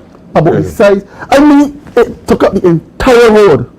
If you St. don't Peter know, or St. Lucie? St. Peter. St. Peter. I have a video of it, not a light on the street to begin with, Yeah. and then a hole that you can put a truck in, a garbage truck. That's expense to a driver. Yes. That's busted tires, fractured I know ribs. about that. That's Right? death. Yeah, you're right. And That was the hole that was dug in the ground and left. yes, yes. So in the reality, people say why not vote for the BLP? I mean, we have been prosecuting. I think the Democratic Labour Party has been doing a very good job in spotting a bright, shining light on the significant areas that Barbadians are concerned about. And I think we've done a good job with crime. As a matter of fact, I want to celebrate the Democratic Labour Party, for creating a document, a crime-solving document, and presenting it to the ministry, and the vote of the PISA and the team, Bertie Hines, if they only use that document, crime will go down exponentially in Barbados. But don't they have a national, some crime advisory commission that they meet in? Well, again, we talk about accountability. We talk about affordability, which is one big headache. Accountability. I can bet you that advisory council has not met. I don't think, I'm not aware that. Have you seen any minutes? No. And again, they are acting on the behalf of the taxpayers of this country. Precisely. Why can't we see minutes of such a meeting? I mean, you don't want to give the more granular details as to what they discussed because you're talking crime prevention. But at least, did you have a meeting? Let us know. We need to remind Barbadians of something they've probably forgotten. You remember the chairman resigned? Yes. Yes, the chairman resigned. Professor Belman Newton, unstated reason? Yes. But did I also mention that the Democratic Labour Party created an actual document? Yes, we cannot let that go. I want Barbados to know that we are not sitting down, folding our hands, and We've been very proactive. We've been very proactive. I think this is the type of thing that Barbadians are looking for. Not only do we have high crime, but we are given a booklet with tangible, useful solutions to solving the problem. And the government at this time doesn't appear to be using it. And importantly, costing of those solutions, how they could be funded, was also included. Costing was included in that. Right. That's beautiful stuff, man. I wanted to come back, Doc, to cost of living, and you mentioned. Look, this is Yes, this is it here. Well put together. Yes. You This can see is it? that Yes. is it there. This is it here. This will heal Barbados' crime issue. Blueprint Yes, to rescue a nation. Yes. Oh my goodness. Take Doc pride in this. was mentioning. You can have a look, Paul. Yes. Doc was mentioning the situation with VAT and the increase in the minimum wage, and that it goes up and then the goods increase correspondingly. Yes, possibly. I started to think of our price control department. We still have price control around here because it used to be a government department. I believe it still exists. So price control is supposed to do just that. Control prices. So that, Paul, let us undertake that a new Democratic Labour Party government will activate, and if it is not working, reactivate price controls, Yes. because that would avoid the situation of which you spoke about. Yeah, only 2 days ago I was in the supermarket, and a particular item, not going to call the item of the supermarket, not the supermarket. that we would buy, I saw it in that supermarket for $17.95. And only last week I saw it in another location for $13. 13. 1-3, so $4. $5 different. The exact same item that is made here in Barbados.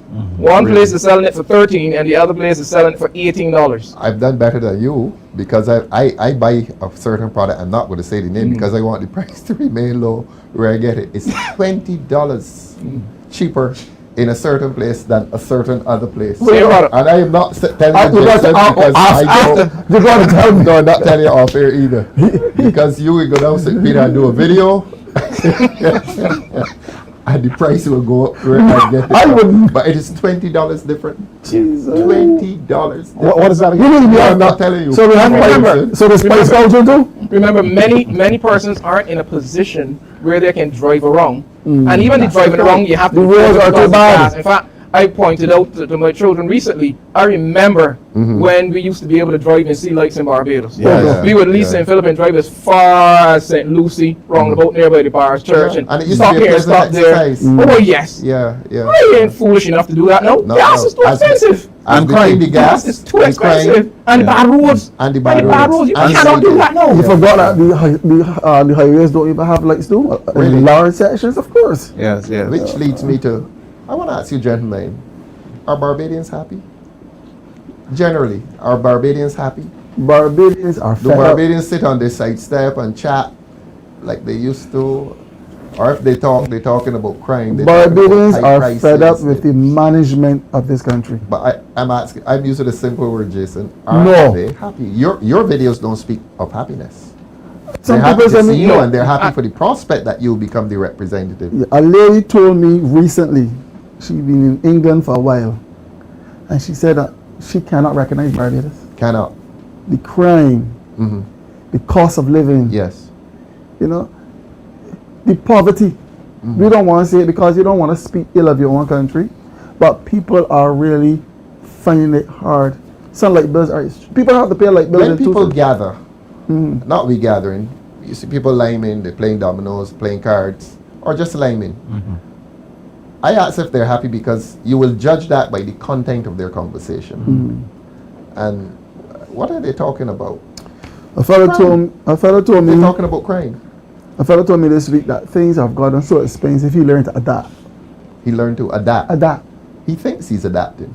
I tell him, no. He's not. You have to It is get too a stressful. government that works in your best interest. And when you have a government that do not make policies in your interest, you have to get rid of that government. Well, let us tell people then, we're on voting, why they should vote for the Democratic Labour Party. We've already said that we're going to reduce VAT. We've already said that we're going to take to the House legislation that will confront crime, because this government has been soft on crime, and we know why. Yes. We know why, but we're not going to say here, but we know why. None of us is on speed dial, so let's leave that alone. But You know, opposition comrade leader, we were at a church on Sunday. oh, beautiful service. Beautiful service. Talk And about the sermon. I'll talk about what I want to take us back there to show. There were 4 signs coming from the roof, and it's Advent. Oh yes. Yeah, there was hope, Yes. there was peace, Yes. there was joy, and there was love. You have an excellent memory, Paul. You know, thank you. You're a Right. preacher yourself, you know.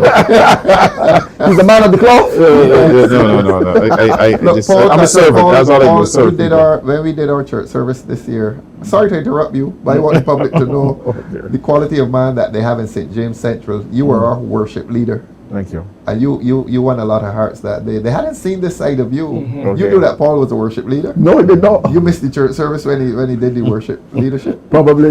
And he sent me a little recording of this song, which I hadn't gotten before, so I could listen to it and work out the key. And he started in key. And you were a keyboard. Yes, I was on keyboard, and he started Thank in you the right very key. much. Yeah, This is a wonderful party. It was a wonderful party. Send it But to I me too. interrupted you, Paul. Yeah, You that's can okay. go. That's Go okay. on. No, I remember that's Bishop Robert Rogers, Canon Rogers, as he was sharing. I saw the sign hope, peace, joy, and love. Yes. And when you ask, comrade leader, what are Barbadians feeling and looking for? Yes. I really believe that this is the vision that Errol Barrow had. No, I will call Errol Barrow's name because people call George Washington's name and Abraham Lincoln's name, Yes, and yes. remember the legacy and the contribution And the that they legacy made. is alive. Right, and so it's just 60-something years, and Errol Barrow's vision is still alive, which is a Barbados where, and I love to say this, he would have seen poor people hungry with chiggers in their hair, picking palm grass and cutting cane and struggling. Barbadians walk around with ribs because there was just not enough food to eat. Meat was a rarity. Yes. Eating pigeons and so on was something that was very common Really? in the 60s. Yes, people, there wasn't a lot of meat and so on available. So people ate a lot of bread kind and breadfruit and yam and so on. That's all they could eat. But he saw a Barbadian that was happier, a Barbadian that with houses big enough, because there were times when 10 and 12 people would be sleeping in a small house. Yeah? And Elbar saw this and wanted to change this. To elevate the He society. wanted to elevate the society. Yes. And this is the type of thing that the Democratic Labour Party is known for. Elevating a society. Social services. Even after 2027, 28, when we had the worst economic crisis handed to Barbados by the world system. After Anderson closed, people were jumping through windows, murdering themselves because the whole economic system was fractured. And the Democratic Labour Party were the ones guiding the process through that. But The point is that we always are about trying to stabilize things. So nurses are able to still buy cars and travel under Democratic Labour Party, and travel and take care of their families, paint their homes, and so on. Now people are taking their eyes off of those things, which is a raised standard, to saying, how am I going to eat? And then they are looking to buy locks, grills, and protection for their homes, alarms, extra lights, feeding dogs, and so on, because of a crime situation that they didn't bring on themselves, but that was introduced by society. And I do believe that this book, this is a very, very important document here. I take pride, Comrade Leader. I see your words in here, and I saw how they delineated the technology and the statistics and so on to come up with this document. All of the bar charts and so on. It's not a whimsical, weak document. This is a substantive document, and this is what the Democratic Labour Party is about. We can give this to the country and say, heal yourself, heal thyself, if only the government would take it and utilize it. Yes. So Barbadians are looking for hope. Barbadians are looking for joy. Barbadians want peace. Yes. And more than anything else, The greatest if they love each other, the greatest of all is that Greatest of if all. they love each other, they won't be killing each other and stabbing each other, because love will address that. And I think this is the feeling that is in the Democratic Labour Party. This is what we are pushing out into the space, Oh, yes. and this is what's happening among us. We are building back and really loving and living in hope and joy among ourselves. This is what we want the rest of Barbados to have. Well, let's tell Barbadians what happened within the last 2 weeks of the Democratic Labour Party's life. First of all, the gala dinner. Who made it? You were there. I was there. We were all Let's there. talk about it. The Let's food talk was about it. tasty.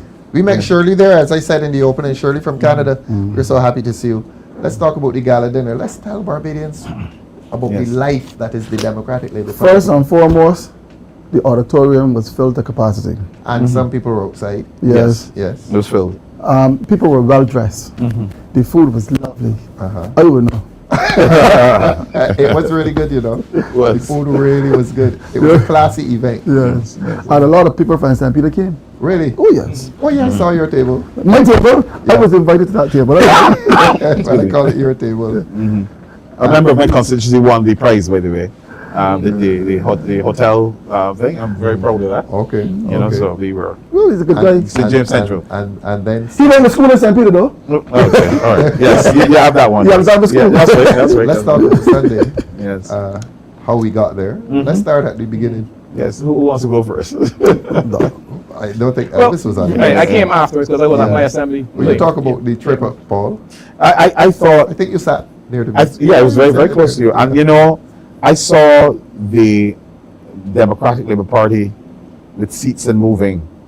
I saw all of the candidates for all of the different constituencies sitting, walking onto that bus, Yes. taking their seats in their beautiful blue jackets and yellow ties, and sitting and conversing in peace, Yes. in harmony, purposefully, and really in a very cordial collage of men and women knowing what the vision and focus is for this party.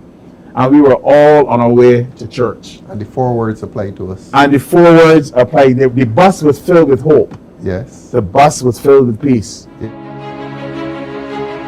Good morning. I speak with honor and humility on behalf of the Democratic Labour Party. I acknowledge Canon John and Reverend Stewart.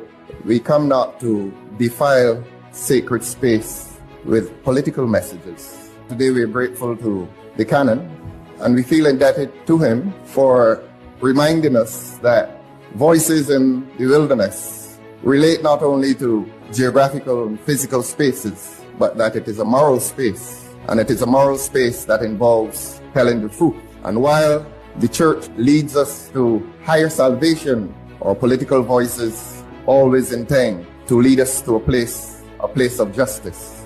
And Canon John, we are so grateful to you today for reminding us of the universal value of truth in opposition and in government. Because if we tell the truth in opposition and we don't tell the truth in government, we fail not only ourselves, but we fail a nation. Because we are about change and developmental change. And I want to assure this parish church that ours is a mission of change. And I will close by expressing gratitude. You may not have any idea what you have done for us as a party. This wonderful group of young people who are our candidates, you've done so much for us here this morning by accommodating us. This Democratic Labour Party extends to all of you a very happy Christmas, a very safe Christmas, and a God-filled Christmas. We thank you. Beautiful words. And that is the message that we bring to Barbadians, what we've made of ourselves as a party. Yes. We've gone through some really rough spots. And dark like the diamond. You know, when they find the diamond, it is Rough, in heat, dirty. it's rough, and it's dirty. Yeah. And this Democratic Labour Party has had the experience of the diamond. The diamond is formed in great heat. And we have emerged from it, we've polished ourselves, and we are looking. I want to say thanks to you, gentlemen, and to the ladies, Felicia and Dawn and Amoy. You were there, Doc. I got there, before your comments, and I particularly, appreciate what we heard there at the beginning, that we will not violate this sacred space. Yes, with political messaging. We never do. It is a particular concern for me. I hate to see it. I hate to see it. The pulpit being used for political messaging, and far too often I've seen that in recent years. So I particularly appreciate that position that you took. Your comments were apolitical. I thought they were spot on, and they were what the party and the country needed to hear from the Democratic Labour Party, that these sacred spaces will be respected when we go to them. And we want to thank Canon Rogers. I mean, it was a high quality sermon. And he taught me something. Well, he taught me at Codrington College, as I said, in 2010. But he spoke about the concept of the voice in the wilderness. And we always thought it was some geographical or physical place. But he said the voice in the wilderness is also a voice that is saying unpopular things. It is speaking the truth. The truth that is often unpopular. And I thought that was beautiful. It was beautiful to hear that a voice in the wilderness is not only about the physical wilderness, but it is when you dare to speak truth to power that yours becomes a voice in the wilderness, but that you must persevere and continue to speak truth in opposition, and as he said, in government as well, so that your message is consistent. You do not resile from the truth. You do not withdraw from truth when you become a government, because too many people become government. And they forget. They forget how they got there. So that contributes, as we were saying earlier, to the significant voter apathy that exists. People have seen it over and over. Just tell persons what they want to hear. You get in, and then you do what you feel like. And as a party, we absolutely have to and commit to not doing that. And I would challenge the people of Barbados to hold us and any government to a higher standard. To a higher standard and to our word. Right? The days of throwing blind support behind anyone just because of who they are, those need to be in the rearview mirror. Because look at what is happening in Barbados right now.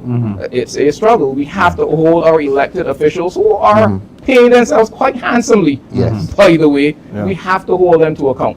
Accept no double standard and hypocrisy. I mean, not that long ago, the PM would have accused the former PM of having too large a cabinet. And traveling too much. Traveling too much. There we are.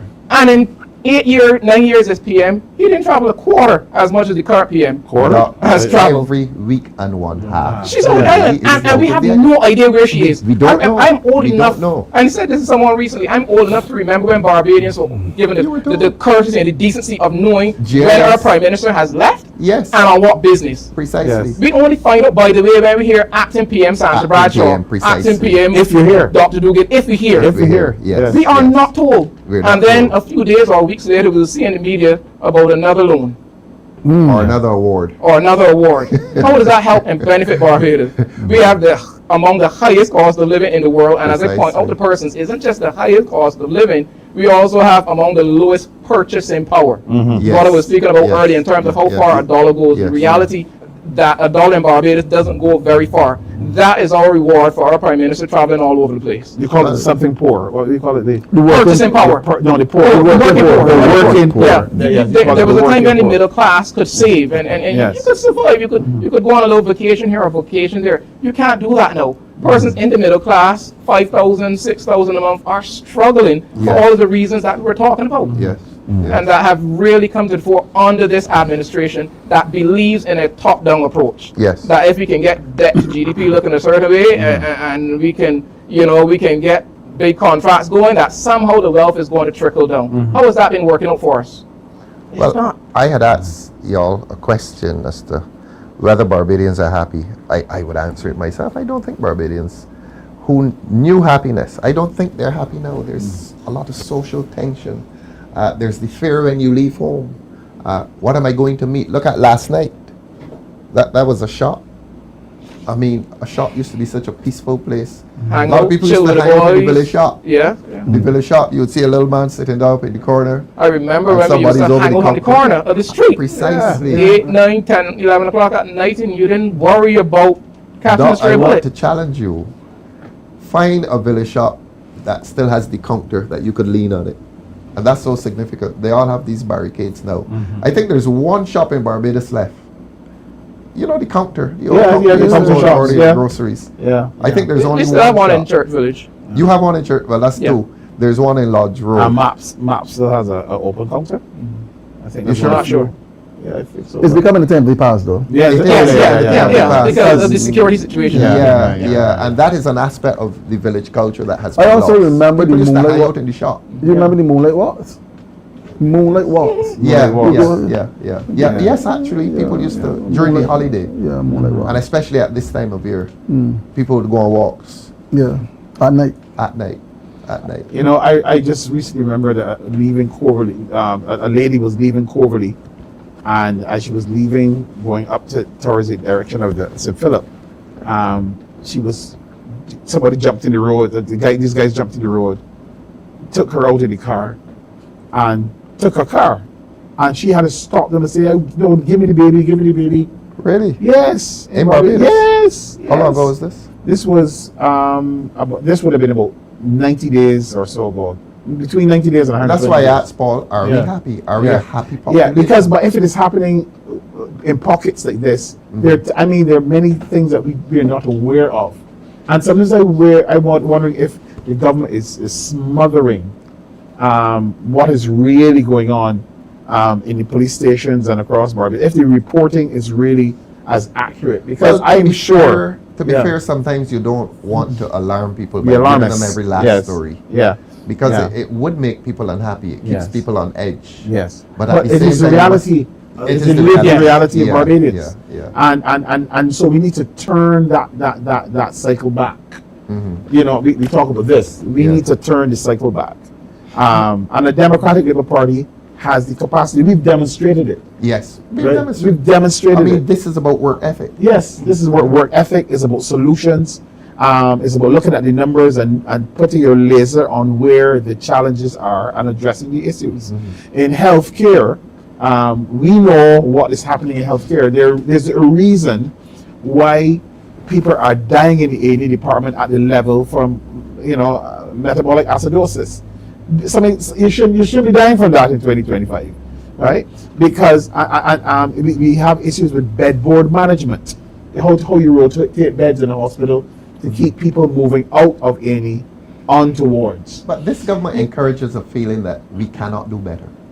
Yeah, And that if we do better, they've done us a favor. Take roads, for example. Yeah. Most people who want a road, when it is repaired, we feel that the government has done us a favor. Yeah, no, that's their responsibility. It's their Thank you. responsibility. A road is a And you've been responsibility. given the money for it. Yes. Precisely. Right. Precisely. I remember when the road tax was replaced, Yes. and the alternative has been a cash cow government. Oh, yes. But they still need to borrow when road works need to be done. Precisely. Mill and Pave has that's been a disaster. That's been a It's disaster. disaster. Horrible. The difference in philosophies between the parties and the approach is that this government seems to think that if we take care of the top, that eventually enough crumbs will trickle down. Let's give the occasional gesture here, gesture there, fat here, fat there, Yes. and the bottom will be okay. Yes. No. How is that working out for us? It is not working out for us. It is not working out for us. Whereas the Democratic Labour Party has traditionally and going forward, we definitely have to commit for building our society bottom up. Yes. Up, Yes. Bottom Yes, indeed. We ask ourselves the question,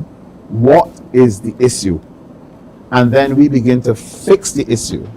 We're not about drama, song, music, and lights. Revelry. No, we're about what is it that helps Barbadians to Real be in a organic better work. place. Real organic work is actually governing a country, not doing a show. Because everything was being given to the A show. NCF. A show. Yeah, show. Manage your NCF.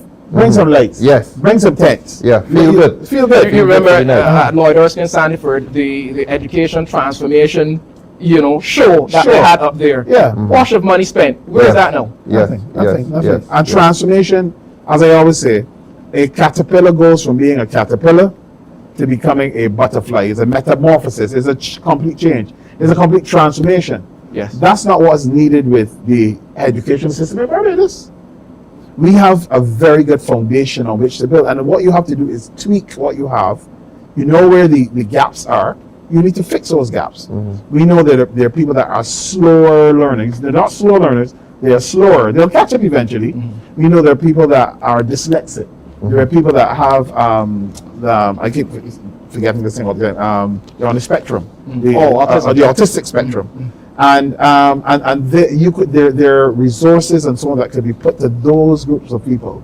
Numeracy and literacy focus, and make sure that we are bringing them into the sciences, STEM and STEAM, and making sure that those issues are being addressed by education, not what is being done by Chad Blackman right now. It's not working, and we are continuing to fail our students at that primary level. So we talk about health, we're talking about crime, we're talking about supermarket, we're talking about education. The things that are critical to the critical pillars of building any society, any society, are those critical pillars. Yes. What is happening with them? They are right now crumbling. Yes. And they were thinking of creating a cancer treatment plant, and we're happy for that.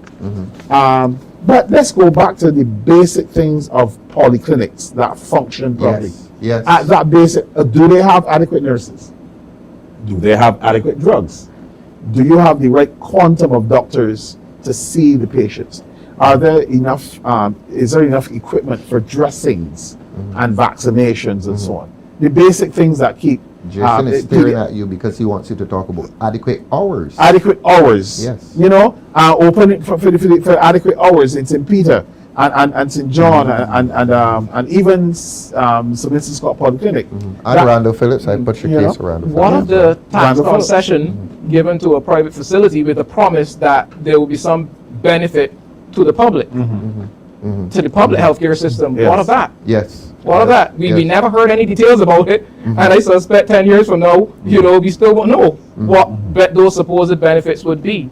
A society that is built bottom up, is going to be stronger. Yes. It is going to be stronger. Yes. Top down doesn't work. A few persons in Barbados are doing better, have gotten wealthier, much wealthier, but a majority, a plurality of Barbadians are not doing that well. The bottom is neglected. The bottom has been neglected, and that's why society is crumbling. That's why crime is spiraled out of control. Yes, and that's why everything is a hustle. That's why people are working 2 and 3 jobs just trying to make ends meet and put a little food on the table for the children. Right? Barbadians have been so debased under this administration. I like that. Debased. Debased. They've been debased. Yeah, I like that term. We often talk to the diaspora, and a lot of the people in the diaspora watch this show. And we're still talking voting. I want us to encourage our people in the diaspora to come home and vote if they can. And to tell them, we were bringing Maxine tonight and Corey Greenidge. They have EBC experience, Electoral and Boundaries Commission experience, but unfortunately neither could be here. A person who lives in North America, for example, who is a citizen of this country. We need to remind them that they can vote. They can come home and vote. They recently drew up a list of 8,291. Our colleague Ainsley Granger, they listed him to be removed from the list. So if they remove Ainsley, I mean, you can imagine who they're removing. Yeah. They put dead people on it, and they put living people on it. And the living people they said were dead, Moved up, and the dead people they said were living. But this happened, Elvis, because they asked a few postmen to do an enumeration. Now you should have hired some professionals, and not only asked them to do it, but they paid them. They pay them. And then told them, if you do it within a certain time, within quicker time than we've mandated, we're going to give you extra money. Again, transactions. To what expense? At the expense of people's rights. Because the list is defective. Yes. And they're trying to clean or correct the list, while rushing into an election that is not due until 2027. But Correct. we have to tell Correct. Barbadians that we're going to be ready. If they call it early next year, we're going to be ready. Yes. Trust us. But let us talk to the diaspora and tell the people in the diaspora to get in touch with the Electoral and Boundaries Commission if you're a citizen. Because they have spoken of removing persons who have resided overseas for a certain number of years, removing those persons from the voting list. So But persons absolutely need to be in touch. Need to be in touch and to come home and vote and to come home and preserve the Barbados that they left behind. Yeah, that's what we need to be telling people in the diaspora. But Yes, the, Elvis. the thing about a government that is willing to remove Barbadians from the voter list, but yet has a proposed citizenship bill that proposes to grant citizenship Precisely. and full rights to persons who come to Barbados and have been here for as little as 9 months. So we're banishing our citizens from Yes. the voting right Who list. often repatriate significant funds That's to Barbados. that's the point. But That's someone the can point. come from the Caribbean and in 6 months they're citizen with full rights and entitlement. And someone can come from any corner of the world, Fiji, Yes. and 9 months in Barbados, and they By under this that proposed freedom of bill, movement business. yes, they would be a full citizen. But our Barbadians in the diaspora, they want to get off the list. And when we tell Barbadians to be aware and beware of this, the Prime Minister says that we're talking nonsense. But I will repeat again, it is my humble view that the government is planning to steal the election. And I'm not saying that to alarm Barbadians. We've seen the evidence, Elvis. We've seen how the machinations in terms of freedom of movement. Yes. That people can come here, people from the East, who have bought citizenship in Dominica, can use freedom of movement Movement to between come to Dominica Barbados. and here, and become a citizen here. And when you become a citizen here, you have the right to vote. I spoke of the man from Jamaica who's been here 8 months, well 9 now, and he says he intends to vote. Now he may not have the right under the law, but he says he intends to vote. And we know who he intends to vote for. He intends to vote for the host, the person who brought him here, Yes, and who made presumably citizenship so easy. precisely, precisely. Sandra Charles, I would love to vote. Sandra, tell us where you're from, though. If you're a Barbadian and you're on the list, look, get in touch, Sandra. Your last place of residence in Barbados. Communicate with any of our candidates. We gave out numbers last week and somebody contacted me. Yes. I gave out my number, 851-3766. Jason gave out his as well. Paul, you gave out yours as I well. did, yes. David was here last time. He I can gave give out it- I his. can give it again. Look, get in touch. Look, Yes. Barbadians, if you want to vote in Barbados and you live overseas and you're a citizen, get in touch with us. The number at this office is 310-5412. Get in touch with us and we will make the necessary connection with the Electoral and Boundaries Commission. The problem with that, Elvis, is that it seems as if the Electoral and Boundaries Commission, which used to be an independent constitutional body, people are now getting correspondence on behalf of the EBC from the Cabinet office. From cabinet. Cabinet office. Yes. So separation of powers has disappeared in Barbados. Yeah, I wondered when I saw that. I got that. I wondered. Precisely. I saw cabinet office. I mean, I'm Cabinet a constitutional office lawyer, not a no lawyer, but business. cabinet office has no business. Has no business, No business. in None a whatsoever. constitutional body. It's independent. The integrity of the office is preserved only when it is distant But from the government. It's another example cabinet. of the brazen way with which our rules and norms and our guardrails have been burst through by this administration. Precisely. Don't care. And I said a few weeks ago that I heard certain people talking about EBC and they were saying we. They were saying we about what we intend to do. And it was a government minister. A government minister cannot speak of the EBC and say we. The EBC is a separate constitutional body. It's like the courts. Do you think they don't know? I suspect so. I suspect that power overrides everything else. And when you have power, these things disappear. These barriers disappear. These All the barriers ancient between walls the and- government, yes, Yes. and these independent bodies disappear. So they can say we.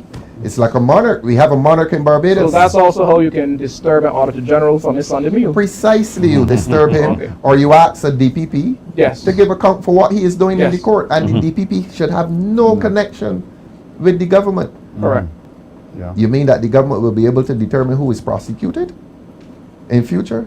And that's why when we say to people that these constitutional traditions must be preserved, Yes. Yes. it is not about a theory, it is about real life. What we've been seeing for the last few years. And it affects your life directly, and it can affect your life if the government has a part in the decision making as to who is to be charged. Who you think they're going to charge? Dr. Wickham? Not their friends. Not their friends, And their not opponents. family. There we are. So let us encourage our people in the diaspora Is it true that to vote. I think she said she's in Trinidad. Okay. Keith Moore, he's in Trinidad and he's coming home. The man in St. Vincent. Let's see what Lemuel Tull is saying. Lemuel is such a faithful viewer of this show. If they don't know if I am on the voters list, how do they know to send me that circular? That's interesting. A lot of logic there, Lemuel. Thanks as usual. Well, let me hear something good about myself. Great speech also, leader of the opposition. I see that she sees that I grew up in the church. Yeah, and I say proudly, Q Pilgrim Holiness Church back in the day, and then it became Q Wesleyan Holiness Church, and now it is Mount of Praise down the street, and my old church was bought by Power in the Blood. Yes. Yeah, and Andrew Cave, our man Andrew Cave is a member at Power in the Blood, our candidate for Christchurch West. Look, we have brought quality to the people of Barbados. We have brought people to candidacy, that's the word, Paul? Candidacy, who grew up among Barbadians, regular people. God-fearing? God-fearing, and people of accomplishment. Look at the dog here. Yeah, we brought good Now you speak about the dog and his musical. I have to get in before the Yeah, time he's a goes. keyboards man. But I can play music too. And you have not mentioned that. Which is your instrument? I used to play any brass instrument or percussion instrument except the piano. I saw you playing tambourine recently. Yeah. But I used to play that professionally too. Really? In the Salvation Army. Really? Yes. And what are your musical instruments again? Boss, man. Tell I'm people. not going to boast. What I would tell Barbadians, because I want people to know this. I'm going to say this because Sandra Charles is in Toronto. Hi, Sandra. Good hearing you. We hope to see you when elections come. We're expecting them early in the new year, by the way. Yes, back to your musical instruments. you crossed me on purpose. No, we had to talk to Sandra. The diaspora is very important to this show. Listen to We me. have reached out, really. This show has reached beyond these physical shores. Yes. Okay, I can hold that thought for another time. No. No, I don't Musical hold that thought. instruments. No, I can hold it for another time. But we want Barbadians, we want St. Peter people to know they have a rounded Barbadian down there. No, who can play road tennis.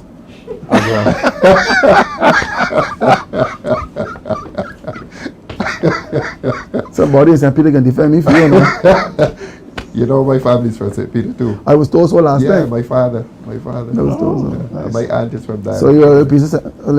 Peter. I am a piece of St. Peter man too. Okay. And my mother is from St. Andrew. St. Simon's. Okay. Be proud of these things, you You're know. a North man. Yeah, I'm a piece of North. Where are you from? I thought you grew up in I'm from Brighton, Deacons Road, Black Rock. That's my area. You know. Oh, Yeah. You're a town man. Yes. You Yes. from And town? then- yes. I was going to Yes. say you from town. Yes. I was Yeah. heart and soul to say St. Phillips, St. Phillips, Yeah, yeah, yeah, Chapel yeah. Land, St. Church Chapel Village, Land. St. Deacons Phillips, Road. Deacons Road. That's my. I just celebrate how many good people come from the Black Rock St. Michael area. Leaders in this country, and I think Seymour Nurse. Seymour Nurse. I mean, we can go all the way back. Our own Maxine McLean, Yes, Derek Ali, McLean family, Derek, yeah, same, yeah. Mr. Maskell. Yes. He's on the other side. Yeah, But, Clive. I mean, the fact of the matter is that our system was supposed to do this. Yes, Right? yes. Supposed to allow That was part of the the the people in the lowest body rung to come up, Yeah. to come up higher.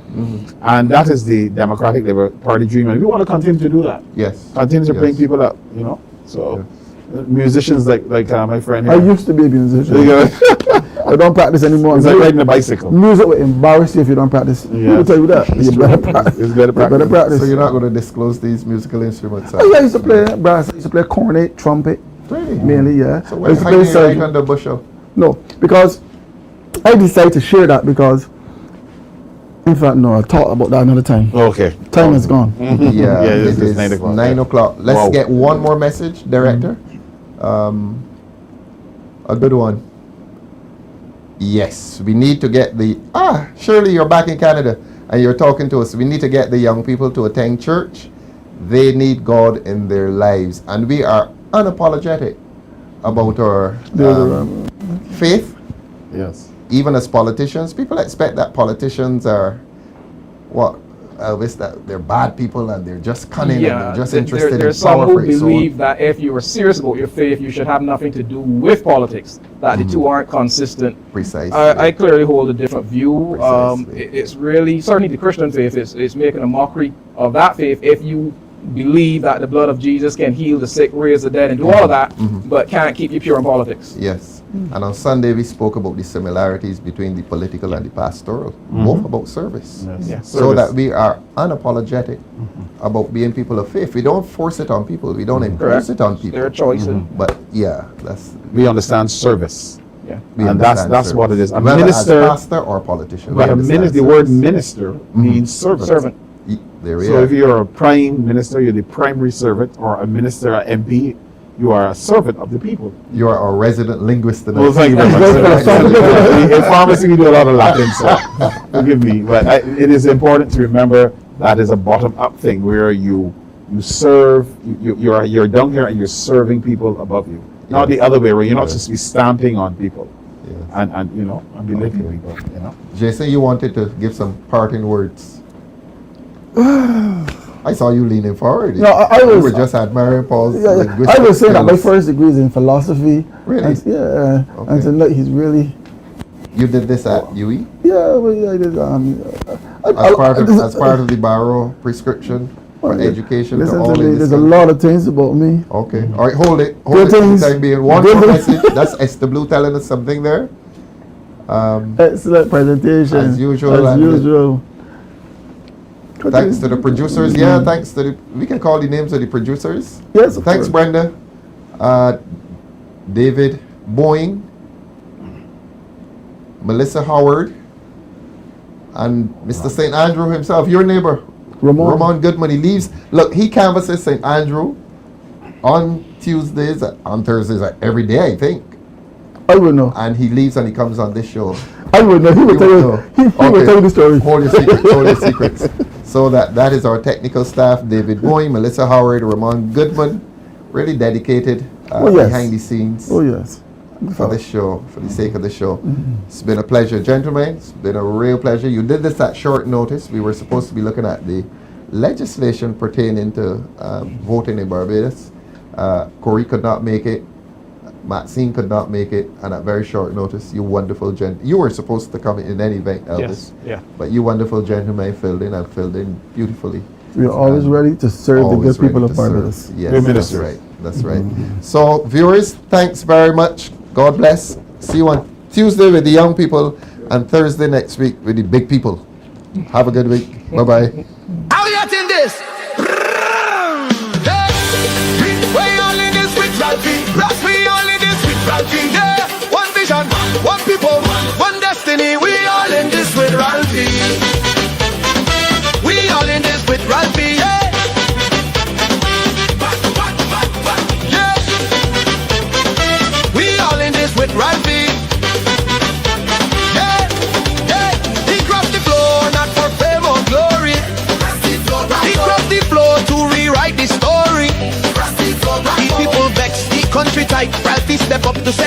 right from Christchurch East to St. Lucie.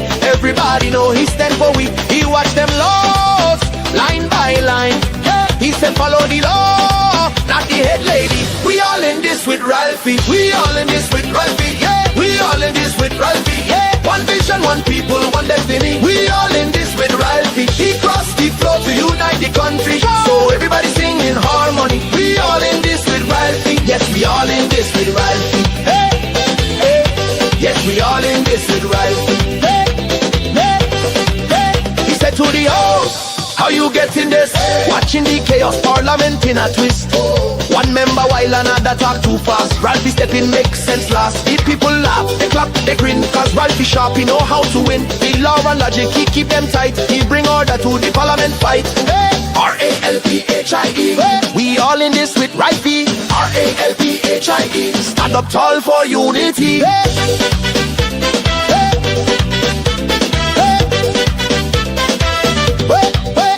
He tell the PM you head the cabinet, not the state. So respect the law before it's too late. The legal business done on the floor, not in your mind behind closed door. He cool, collected, full of class. He use the facts and bust up, she bubble fast. He shaving down falsehood, clean and neat. Ralphie drop logic on every seat. Tourism built it, bill, now this new move. Free movement by imagination to prove no legislation to pass immigration gate. Yet you telling visitors come, citizens wait. Ralphie say hold on, let's get it straight. Law before limelight, check the man take. He watching close, he people clap. Cause Ralphie catching every trap. We all in this with Ralphie. We all in this with Ralphie. We all in this with Ralphie. One vision, one people, one destiny. We all in this with Ralphie. He crossed the floor to unite the country. Now everybody sing in harmony. We all in this with Ralphie. Yes, we all in this with Ralphie. We all in this with Ralphie. Yes, we all in this with Ralphie. We all in this with Ralphie. Yes, we all in this with Ralphie. Hey, hey, hey. We all in this with Ralphie. We all in this with Ralphie. We all in this with Ralphie. We all in this with Ralphie. We all in this with Ralphie. We all in this with Ralphie.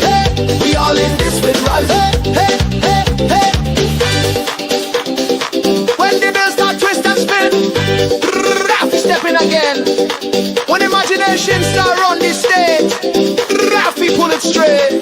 Are you getting this? We all in this with Ralphie. Persians, hear me now. If I hear a barrow could talk today, I got something to say. Why, raise your flag, but open your eyes. If I hear a barrow had to speak today, what I see would break my heart away. Nothing changed, just a mirror frame, same corruption, just a brand new name. My people, I'm sad to say, you reaping all you sow today. The pride and industry fade away, and now we fighting to find we way. Life at two extremes, I tell you so. Hope and hunger, high and low. Poverty mixing with champagne flow, but poor man still can't grow. Suffering and celebrating, starving while them still partaking. Nations rise, time to break that spell. Stop showing contempt for yourself.